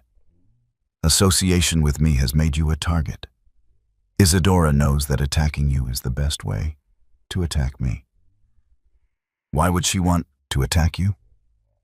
"Because 5 years ago, I publicly humiliated her brother." He moved to the window, staring out at the frost-covered grounds. "The scandal I mentioned before, Lady Catherine's betrayal. It wasn't just about her affair. The man she ran away with was Lord Marcus Vance, Isadora's younger brother." Audrey's breath caught. "Isadora is Marcus's sister, yes." His voice was hollow. "After they eloped, I discovered Marcus had been stealing from me for years, using our friendship to access my accounts, forging documents. He'd amassed enormous debts and saw Catherine's dowry as his salvation. When I exposed him, he was forced to flee to the continent. Isadora never forgave me for ruining him." The pieces fell into place with sickening clarity. "She married my father to get close to you. This was always about revenge. I didn't realize the connection until after your father's death. By then, she'd already won, taken everything from you, positioned herself to strike at me through you. He turned from the window, his face haggard. Don't you see? This is what happens to people connected to me. They become weapons for my enemies to wield. That's not your fault, isn't it? His voice cracked. I failed to see Marcus's true nature for years. I was so desperate for friendship, for someone who seemed to value me beyond my title, that I missed every warning sign. And when Catherine came along, beautiful and charming, I believed her lies because I wanted so badly to believe them. He moved toward her, and she saw the depth of pain in his eyes. My sister tried to warn me about both of them. Charlotte had better instincts than I did, could see what I couldn't. But I dismissed her concerns, accused her of jealousy, said terrible things I can never take back. His voice dropped to barely a whisper. When the scandal broke and I realized she'd been right all along, I went to apologize. But Charlotte, she couldn't forgive me. Said I'd chosen pride over family, vanity over wisdom. She hasn't spoken to me in 5 years. Oh, Ronan. His name slipped out before Audrey could stop it. He didn't seem to notice, lost in his confession. She was right. I failed everyone who trusted me, my sister, my family name, my own judgment. The only thing I had left was duty, honor, the cold, impersonal fulfillment of obligations. It's all I'm good for, Audrey. All I can be trusted with. That's not true. It is. He reached out as though to touch her face, then stopped himself, his hand falling. And now I've failed you too. I brought you into my household thinking I could protect you with legal precedent and aristocratic authority. Instead, I've painted a target on your back. Isadora will never stop coming for you, not while you're connected to me. Then we face her together. No. The word was final, anguished. You don't understand. Everything I touch turns to ruin. Everyone I care about. He stopped abruptly, realizing what he'd almost admitted. Audrey's heart leaped. Everyone you care about? I didn't mean... He turned away, running a hand through his hair. This is exactly why sentiment is dangerous. It clouds judgment, makes you vulnerable. Or maybe it makes you human. She moved closer, close enough to see the tension in his shoulders. You're not a failure, Ronan. You're a man who was betrayed by people you trusted. That speaks to their character, not yours. I should have seen it. I should have protected my sister from my own blindness. I should have. You should stop punishing yourself for other people's cruelty. Her voice was gentle but firm. The Duke who risked everything for Eleanor Marsh didn't do it out of cold duty. He did it because he believed some things mattered more than safety. Honor, yes, but also compassion, trust, love. Love destroyed me, he said bitterly. No, false love destroyed you, or rather, it tried to. But you're still here, still protecting people, still honoring obligations that you could easily ignore. She touched his arm, feeling him tense beneath her fingers. Still caring, despite every effort not to. He turned to face her, and the naked longing in his eyes took her breath away. You are too good to be tied to a man who failed his honor once, he said quietly. Too good to be dragged into scandals that aren't yours, to become collateral damage in Isadora's war against me. You deserve better than what I can offer. And what can you offer? Duty, protection, A generous settlement when this is over. His voice was hollow. But not what you deserve. Not love untainted by past failures. Not a man who can trust himself not to fail you the way I failed everyone else. You haven't failed me, Audrey said. You've given me shelter when I had none. Respect when the world offered only contempt. You've worked beside me. Trusted me with your family's history. Defended me against Isadora's poison. She stepped closer, close enough that she could feel the warmth radiating from him. The only way you could fail me now is by pushing me away out of fear. I'm not afraid. But his voice shook. You're terrified. Of trusting again, of caring again, of giving someone the power to hurt you. Her hand found his, their fingers intertwining. But I'm not Catherine. I'm not Marcus. And you're not the blind, trusting boy you were 5 years ago. You're stronger now, wiser, and so much more alone than you need to be. For a long moment, he simply looked at their joined hands, his throat working. I don't know how to be anything but alone anymore, he whispered. Then let me teach you. He pulled away, and Audrey felt the loss like winter wind. I need time. Time to think. Time to... He moved to the door, then paused. We'll return to Ravenswood tomorrow. This house party was a mistake. Ronan, but he was already gone, leaving her alone in the breakfast room with the torn remnants of Isadora's lies scattered across the table, and the echo of his confession hanging in the air. They did not return to Ravenswood the next day.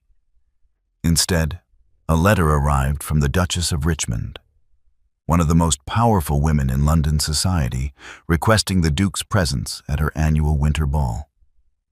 It was not truly a request, more a summons wrapped in elegant phrasing. And attached was a pointed postscript. Do bring Miss Marsh. I should very much like to meet her. We can decline, the Duke said, though his tone suggested he knew they couldn't. They were in the library at Thornbury Manor, preparing to depart. Audrey had barely seen him since their conversation in the breakfast room. He'd taken his meals in his room, spent his days riding alone across the frozen countryside, avoided her with the dedication of a man fleeing plague.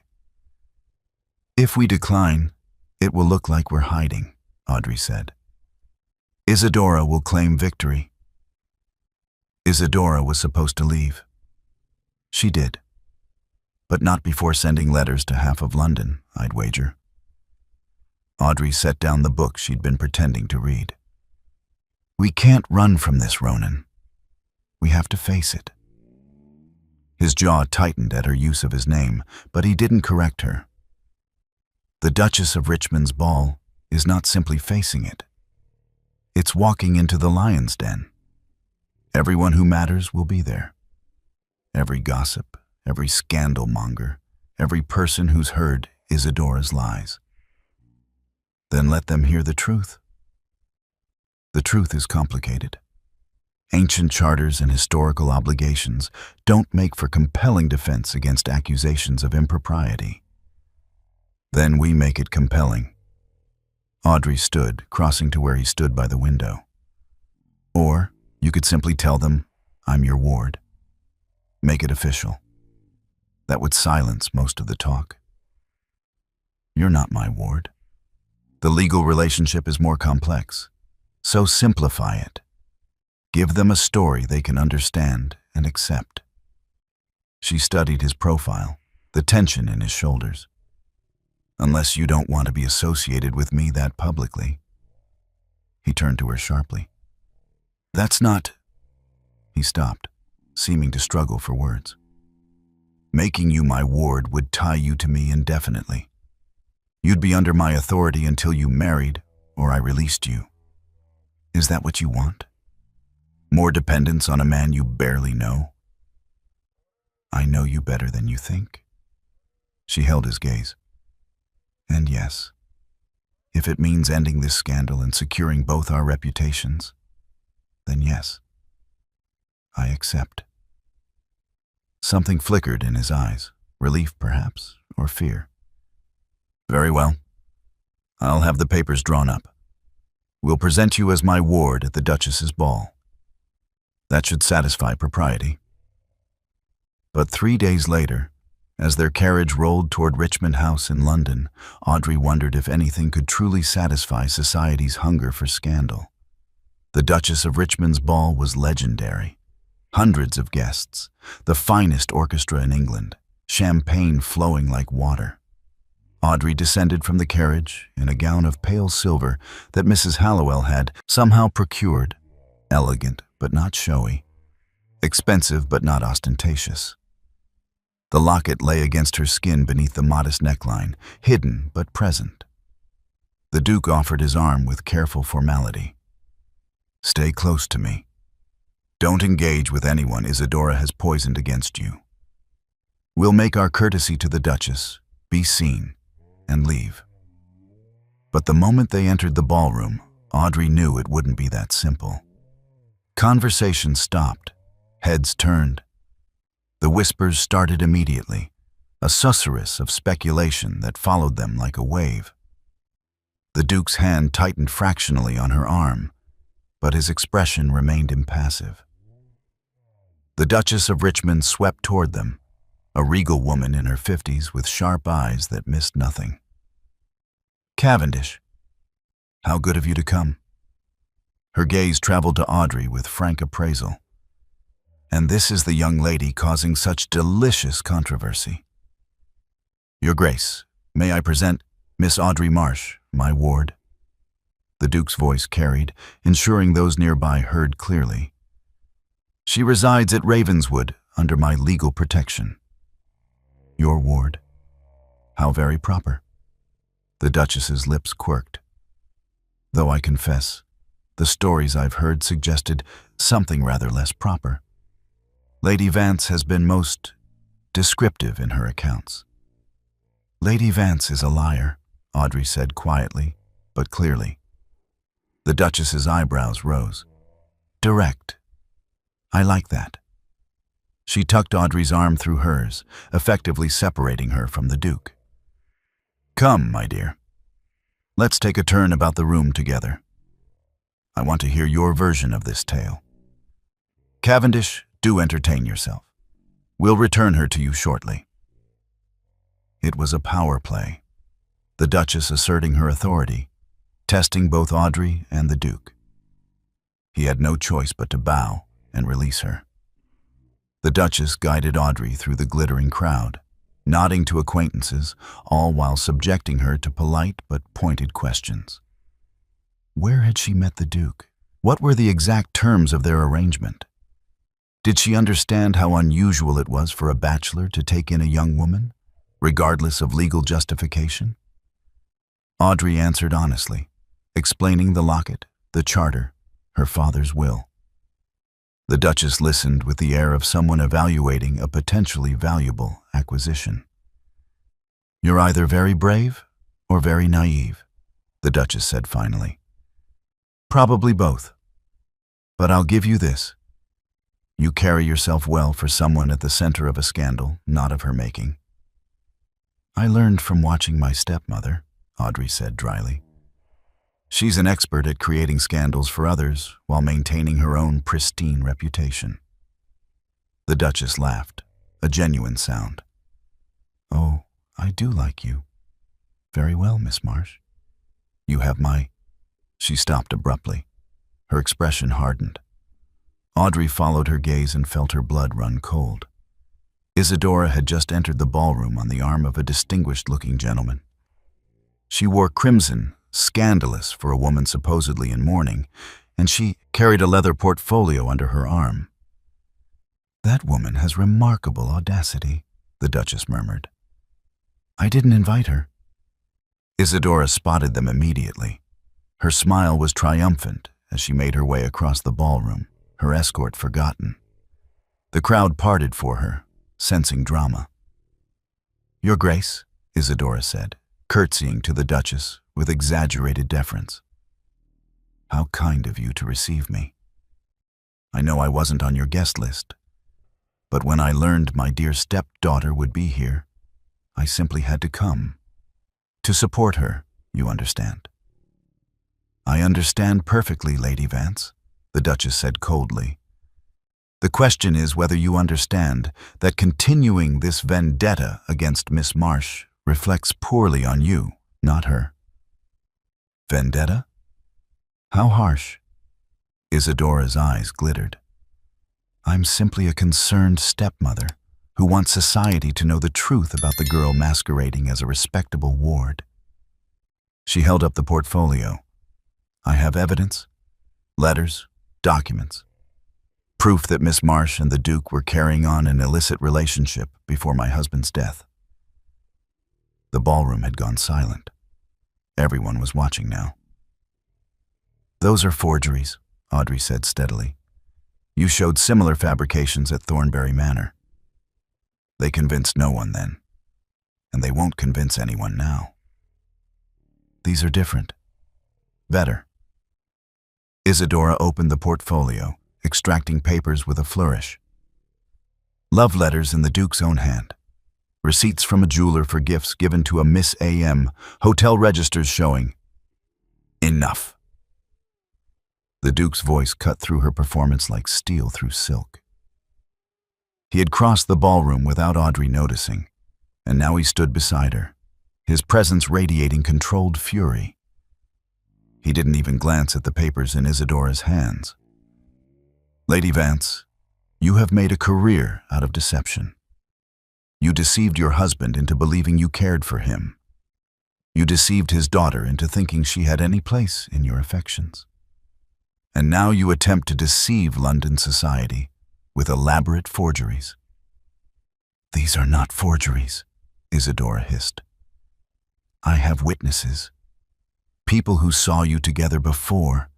You have nothing but lies." The Duke's voice remained level, but carried through the silent ballroom. "And I have had enough of watching you attempt to destroy a woman whose only crime was inheriting something you wanted." He turned to face the assembled crowd, making no effort to lower his voice. "Miss Marsh is under my protection, not because of any impropriety, but because her father's will placed into her possession an artifact that carries with it specific legal obligations for my family. These obligations have existed for 2 centuries. They are documented, verified, and entirely above reproach." "Legal obligations don't require her to live in your household," someone called out. "No," the Duke agreed, "but honor does. My ancestor gave his word that the bearer of the Cavendish locket would be protected, not merely defended in a court of law, but sheltered, provided for, kept safe from exactly the sort of persecution Lady Vance has subjected Miss Marsh to." He turned back to Isadora, his gray eyes like winter storms. "You want to question Miss Marsh's integrity? Then you question mine. Because I have examined her character these past weeks more closely than I have examined anyone's in 5 years. And I have found her to be everything you are not. Honest, courageous, dignified in the face of cruelty. She has endured your vindictiveness with more grace than you deserve." Isadora's face had gone white, then red. "You would defend her? After everything? After what your brother was a thief and a liar who got exactly what he deserved." The Duke's voice dropped to something deadly quiet. "And you are no different. You married a dying man to position yourself for revenge against me. You stole his daughter's inheritance. And now you stand here, in front of London's finest, peddling obvious forgeries because you cannot bear that your scheme failed." He offered Audrey his arm, a gesture of such clear public support that gasps rippled through the crowd. "Anyone who questions Miss Marsh's integrity questions mine," he said clearly. "And anyone who continues to spread Lady Vance's lies will answer to me personally, Is that understood?" Silence. Then the Duchess of Richmond began to clap, slow and deliberate. Others joined her, first a few, then dozens, until the ballroom rang with applause. Isadora stood frozen, her portfolio of forgeries clutched uselessly in her hands, her revenge crumbling around her. The Duke guided Audrey toward the exit, the crowd parting for them like water. But at the doorway, Audrey stopped. "Thank you," she whispered. His hand tightened on her arm. "I should have done it weeks ago. I should never have let her terrorize you. You did it when it mattered most." He looked down at her, and for a moment, in his eyes, she saw not duty or obligation, but something far more dangerous.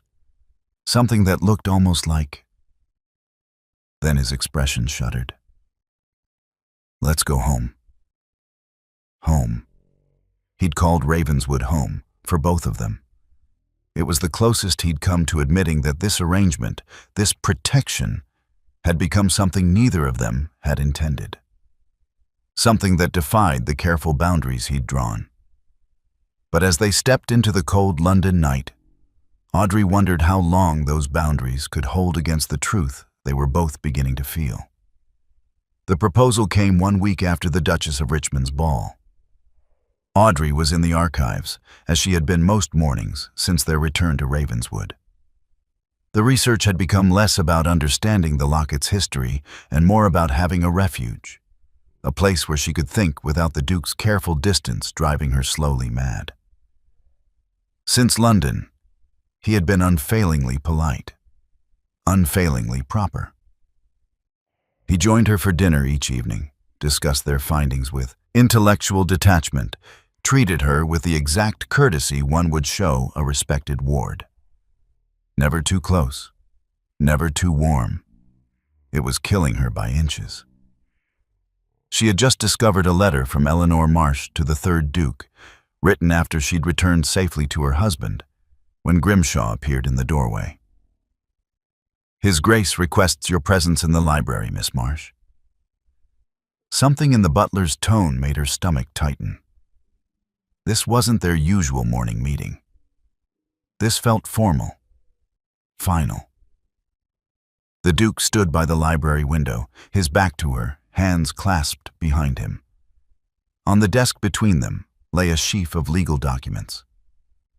"You asked to see me?" Audrey said, her voice steadier than she felt. He turned, and she was struck by how tired he looked, as though he hadn't slept in days. "Yes.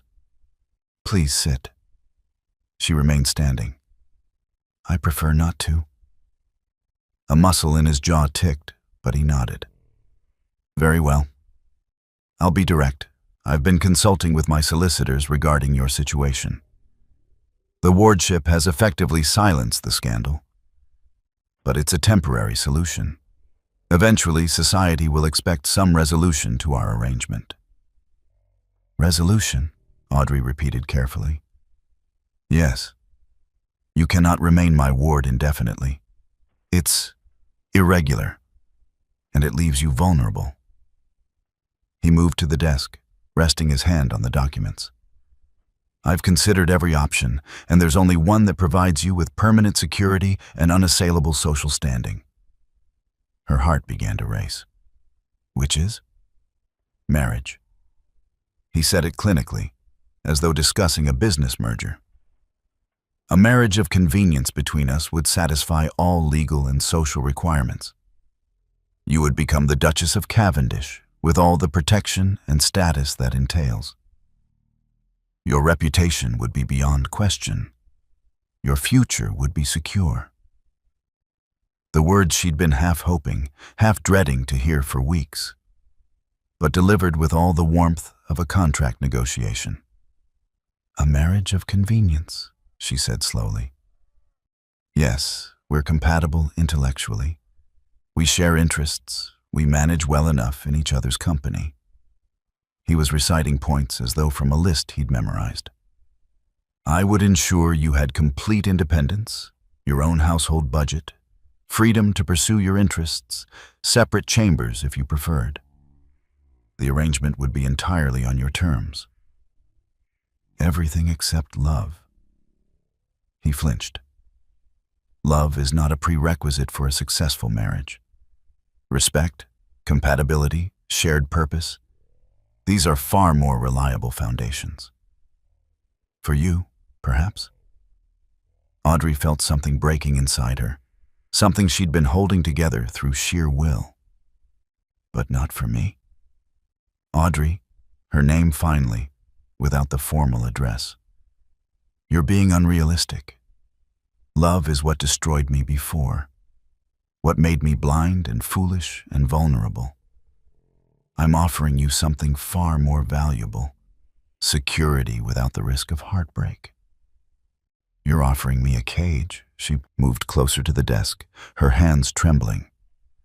A gilded, respectable cage, where I'd spend the rest of my life watching you keep me at arm's length, treating me with polite distance while we both pretend that this is enough. It could be enough, he insisted. Given time, affection could develop. Partnership, something stable and lasting. Something safe, she said bitterly. Something that asks nothing of you emotionally. Where you can hide behind duty and obligation and never risk feeling anything real again. That's not fair. Isn't it? She picked up the marriage contract, scanning the meticulously detailed terms. Everything was there. Settlements, allowances, provisions for children should they occur, all laid out with legal precision. Everything except the one thing that mattered. Tell me, Ronan, in all these pages of contracts and clauses, where is the part about loving me, about wanting me as more than a solution to a social problem? I'm trying to protect you. I don't want to be protected. The words burst out of her, louder than she'd intended. I don't want to be sheltered and secured and managed like one of your investments. I want to be loved, passionately, messily, with all the risk and vulnerability that terrifies you so much. He stepped back as though she'd struck him. I can't give you that. The cost of what? Of trusting someone? Of letting yourself feel something beyond duty? She set down the contract with shaking hands. Your sister was right about Catherine and Marcus. And yes, you didn't listen, and that hurt her. But do you know what hurts her more now? That you've let their betrayal turn you into this? A man so afraid of being hurt again that he'd rather feel nothing at all. You know nothing about my sister. I know she loved you enough to warn you. And I know she'd be heartbroken to see you using her absence as another reason to keep everyone at a distance. Audrey moved around the desk, close enough now to see the pain in his eyes. I know because I would be heartbroken too, if the man I loved chose safety over happiness, chose fear over faith. The man you... He stopped, his breath catching. Audrey, don't. Don't what? Don't love you? She laughed, the sound cracking. Too late. I've been falling in love with you for weeks. Every time you got lost in the archives, forgetting to be cold and distant. Every time you defended me without thinking about the cost to yourself. Every time you looked at me like I was more than an obligation.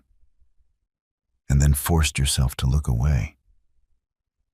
This is exactly why we should marry, he said desperately. You have feelings for me. I have regard for you. We could build something. No. The word was quiet but absolute. I will not build a marriage on your regard and my love. I will not spend my life hoping you might someday feel a fraction of what I feel for you. I deserve more than that. I deserve everything. She reached behind her neck and unclasped the locket. It fell into her palm, warm from resting against her skin for so long. The silver caught the morning light, the raven crest gleaming. "The locket brought me here," she said softly. "It gave me shelter when I had none, protection when I needed it most. But its purpose was never to trap me in a half-life with a man too afraid to love me back." She set the locket on the desk, next to the marriage contract. "I release you from your obligation, Duke. The locket is yours. The charter is fulfilled. I'll leave Ravenswood by the end of the week." His face had gone white. "Where will you go?" "I don't know."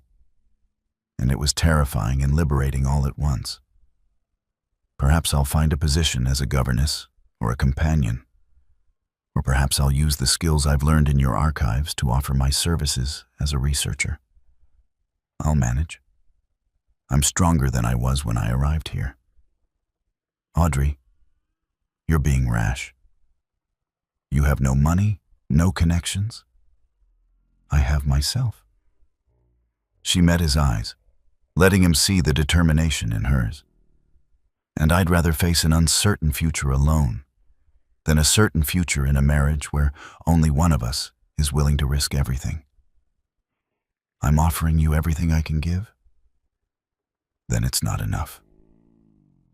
The words hung between them, brutal in their honesty. "I love you, Ronan. I love your brilliance and your wounded honor, and the way you pretend not to care while caring desperately about everything. I love how you've tried so hard to keep your distance and failed a little more each day. I even love your stubbornness, though right now, it's breaking my heart." Tears were streaming down her face now, but she didn't wipe them away. "But I will not marry a man who offers me security instead of love, who proposes out of duty instead of desire, who sees marriage to me as a problem solved rather than a life shared." She picked up the marriage contract and set it in his hands. "Find someone who will accept this. Someone who wants safety more than passion. It's not me.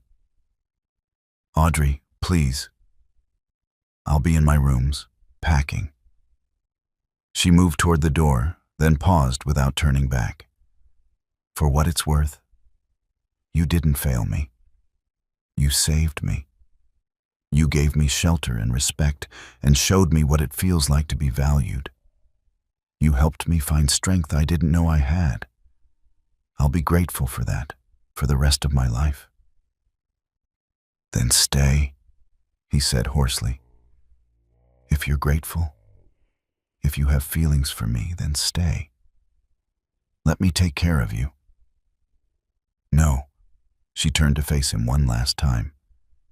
"Because taking care of me isn't the same as loving me. And I finally love myself enough to know the difference."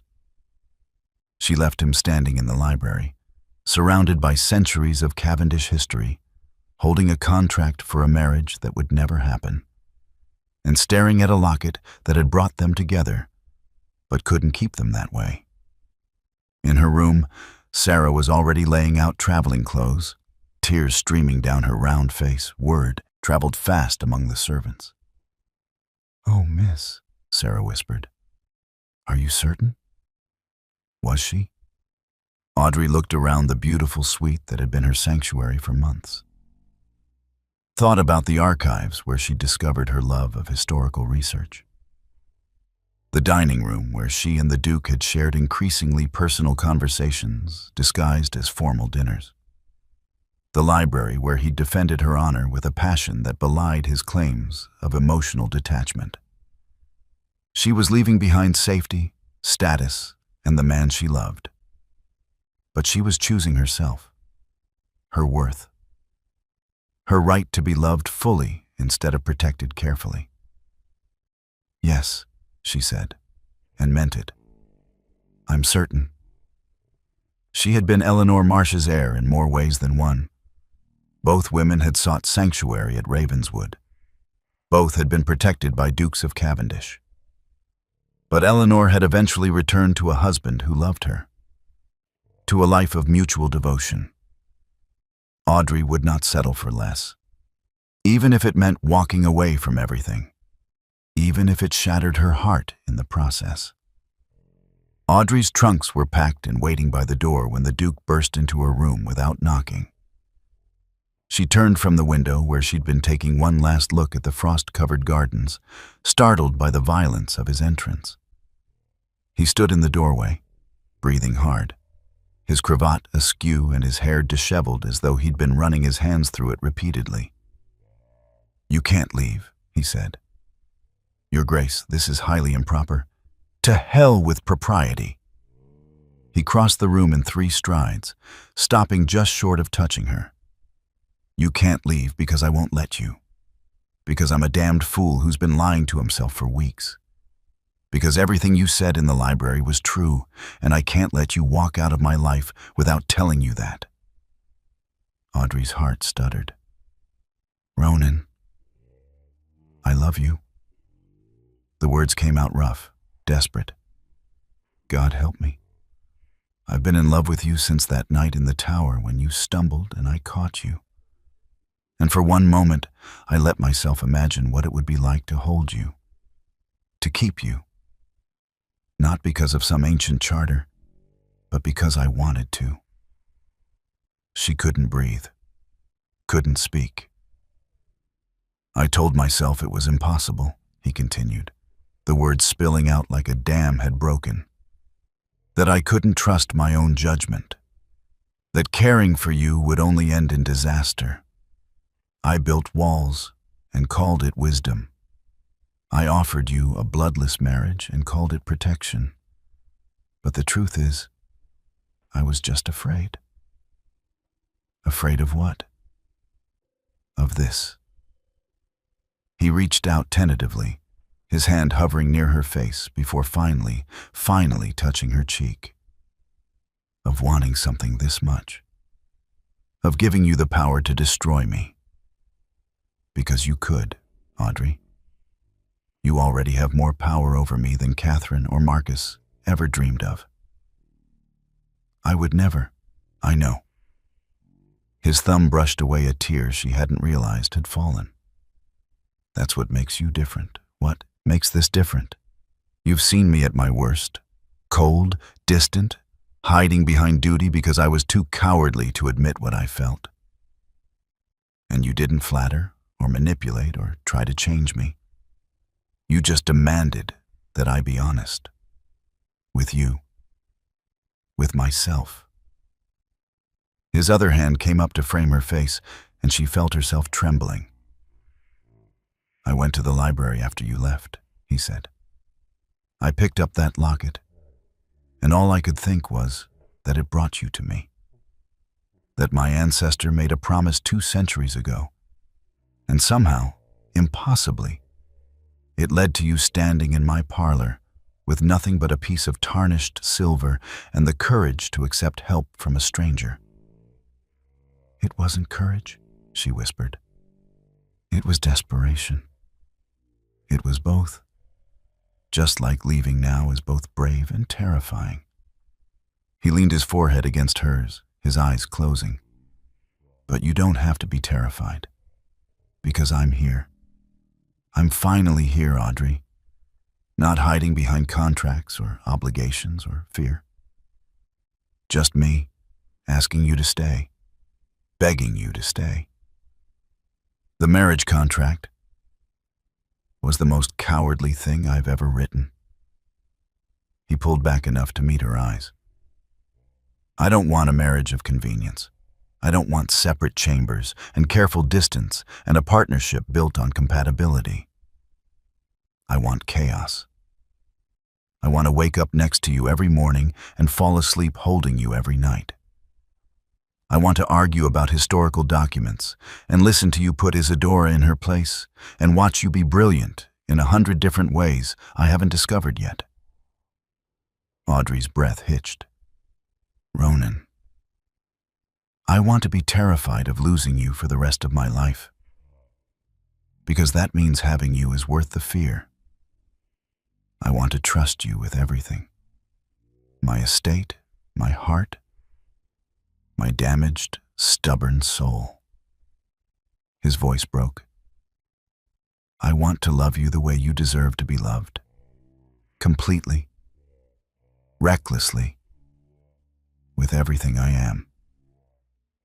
You already do, she said through her tears. You've been loving me for weeks. You just wouldn't admit it. Then let me admit it now. He took her hands, and she felt them shaking. I love you, Audrey Marsh. I love your strength and your intelligence and the way you refused to accept less than you deserved. I love that you walked away from me when I was too blind to see what I was throwing away. And I'm asking, not as a duke to his ward, but as a man to the woman who owns his heart. Will you marry me? Not for convenience, she said, needing to hear him say it. Not for convenience. Not for obligation or society or protection. He dropped to one knee before her, still holding her hands. For love. Only for love. Because living without you isn't safety, Audrey. It's just a different kind of ruin.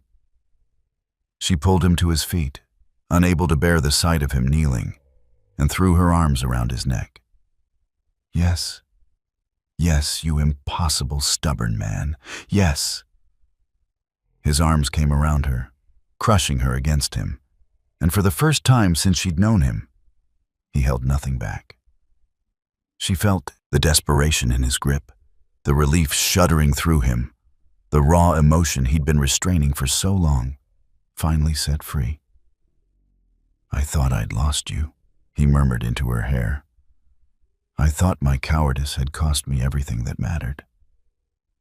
You found me in time. She pulled back enough to see his face, to trace the lines of strain around his eyes. You were brave enough to be vulnerable.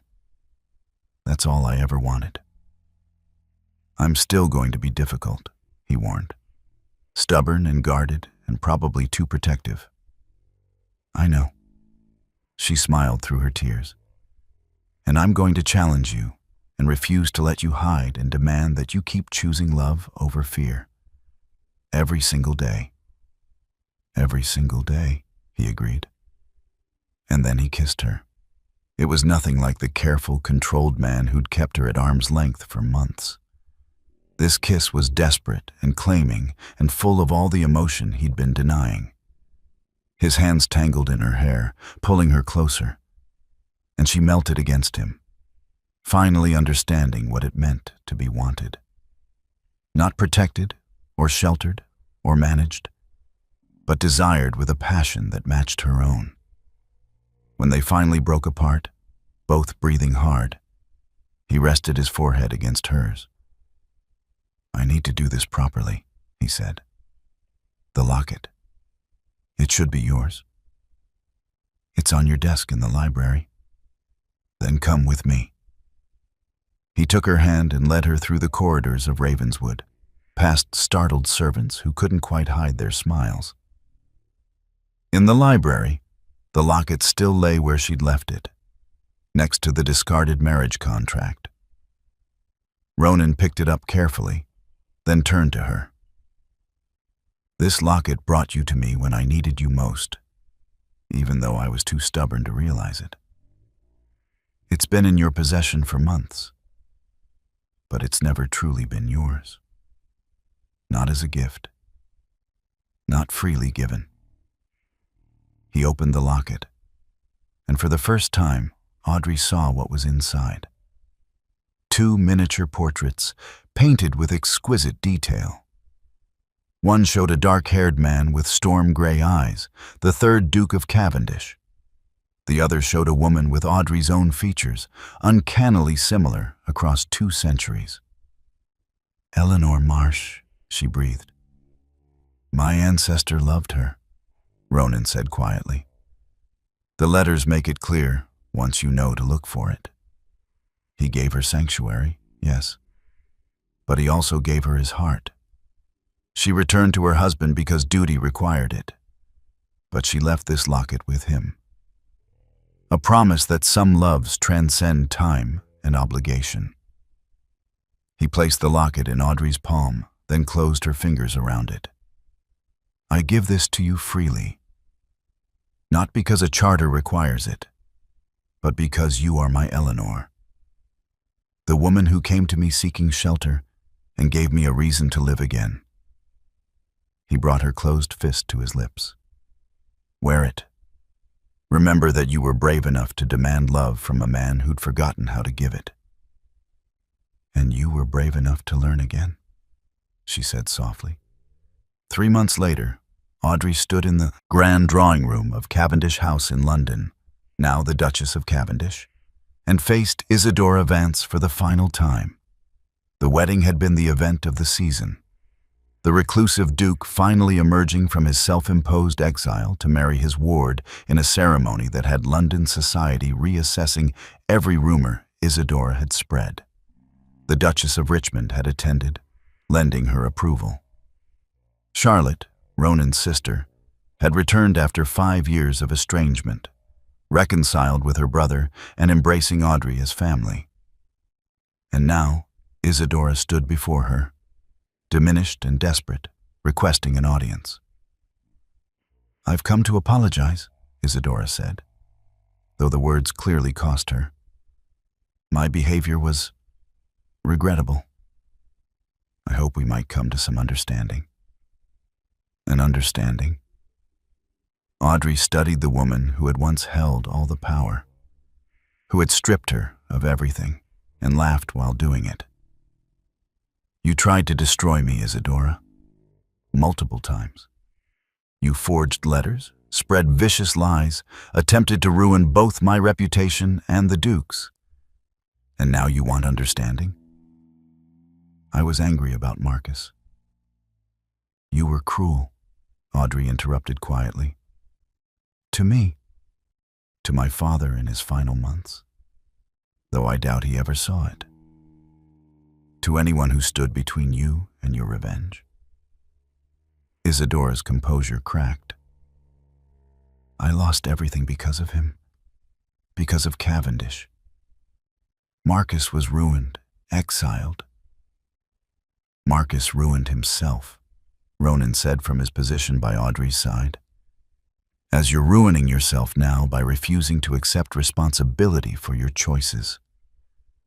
You took my brother from me. No, Audrey said.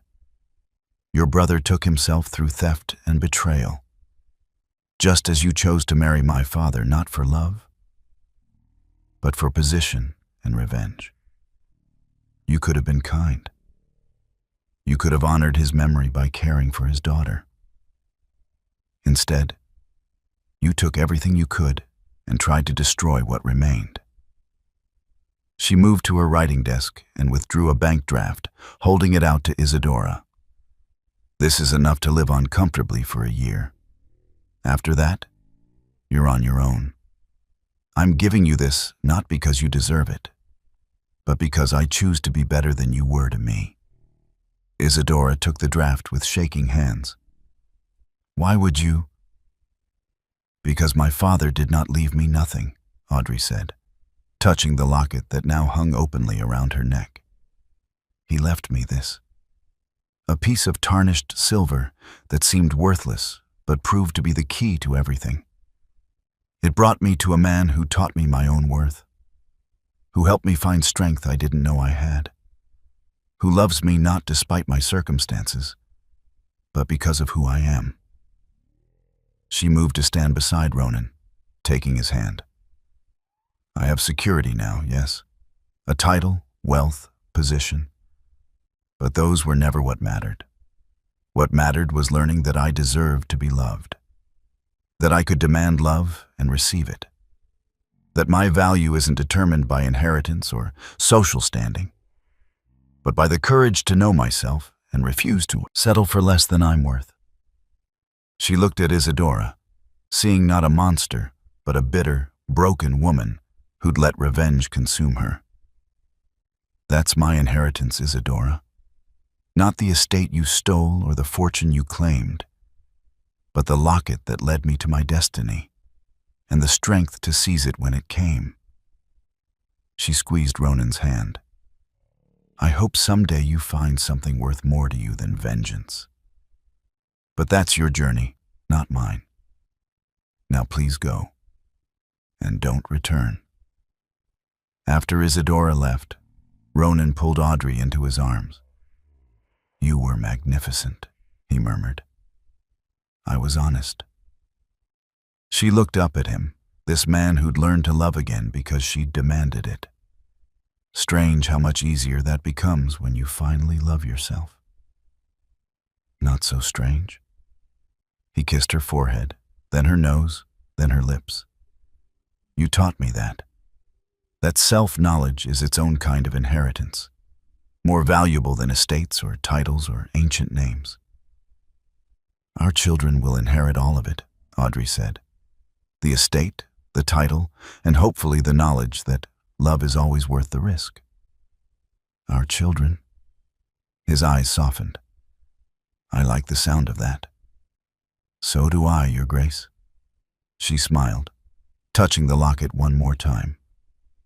Thank you, Eleanor Marsh, wherever you are, for being brave enough to seek sanctuary, for leaving this gift behind, for starting a story that found its ending 200 years later. Outside, London continued its relentless pace. But inside Cavendish House, two people who'd found each other through ancient promises and modern courage stood together, ready to write the next chapter of their shared history. The locket had fulfilled its purpose, but its true magic was never in the protection it granted or the charter it represented. It was in bringing two wounded souls together and giving them the chance to heal each other, to choose love over fear, to become more than they'd ever thought possible. That was Audrey's real inheritance, and it was worth more than all the estates in England. My sweet family, if Audrey's journey touched your heart, if you felt her pain when Isadora took everything, if you cheered when she demanded love instead of accepting protection, then I'm begging you, don't keep this story to yourself. There's a woman in your life right now who needs to hear that she deserves everything. Share this video with her. Subscribe so you never miss another story of women finding their power. And comment below telling me, what would you have done in Audrey's position? Would you have walked away like she did, or accepted the Duke's loveless proposal? I read every single comment, and your stories inspire the tales I bring you next. You're not just viewers, you're my family, and family shows up for each other. So please, show up now. Like, subscribe, share, and comment. Let's prove that stories about strong women who know their worth will always matter. I'll see you in the next tale, my beautiful family. Until then, remember, you deserve to be loved, not just protected. At the end of this video, you'll see a suggestion for another powerful story from our channel. Click it and let yourself be surprised by even more unforgettable emotions with love. The Victorian Royal Stories team.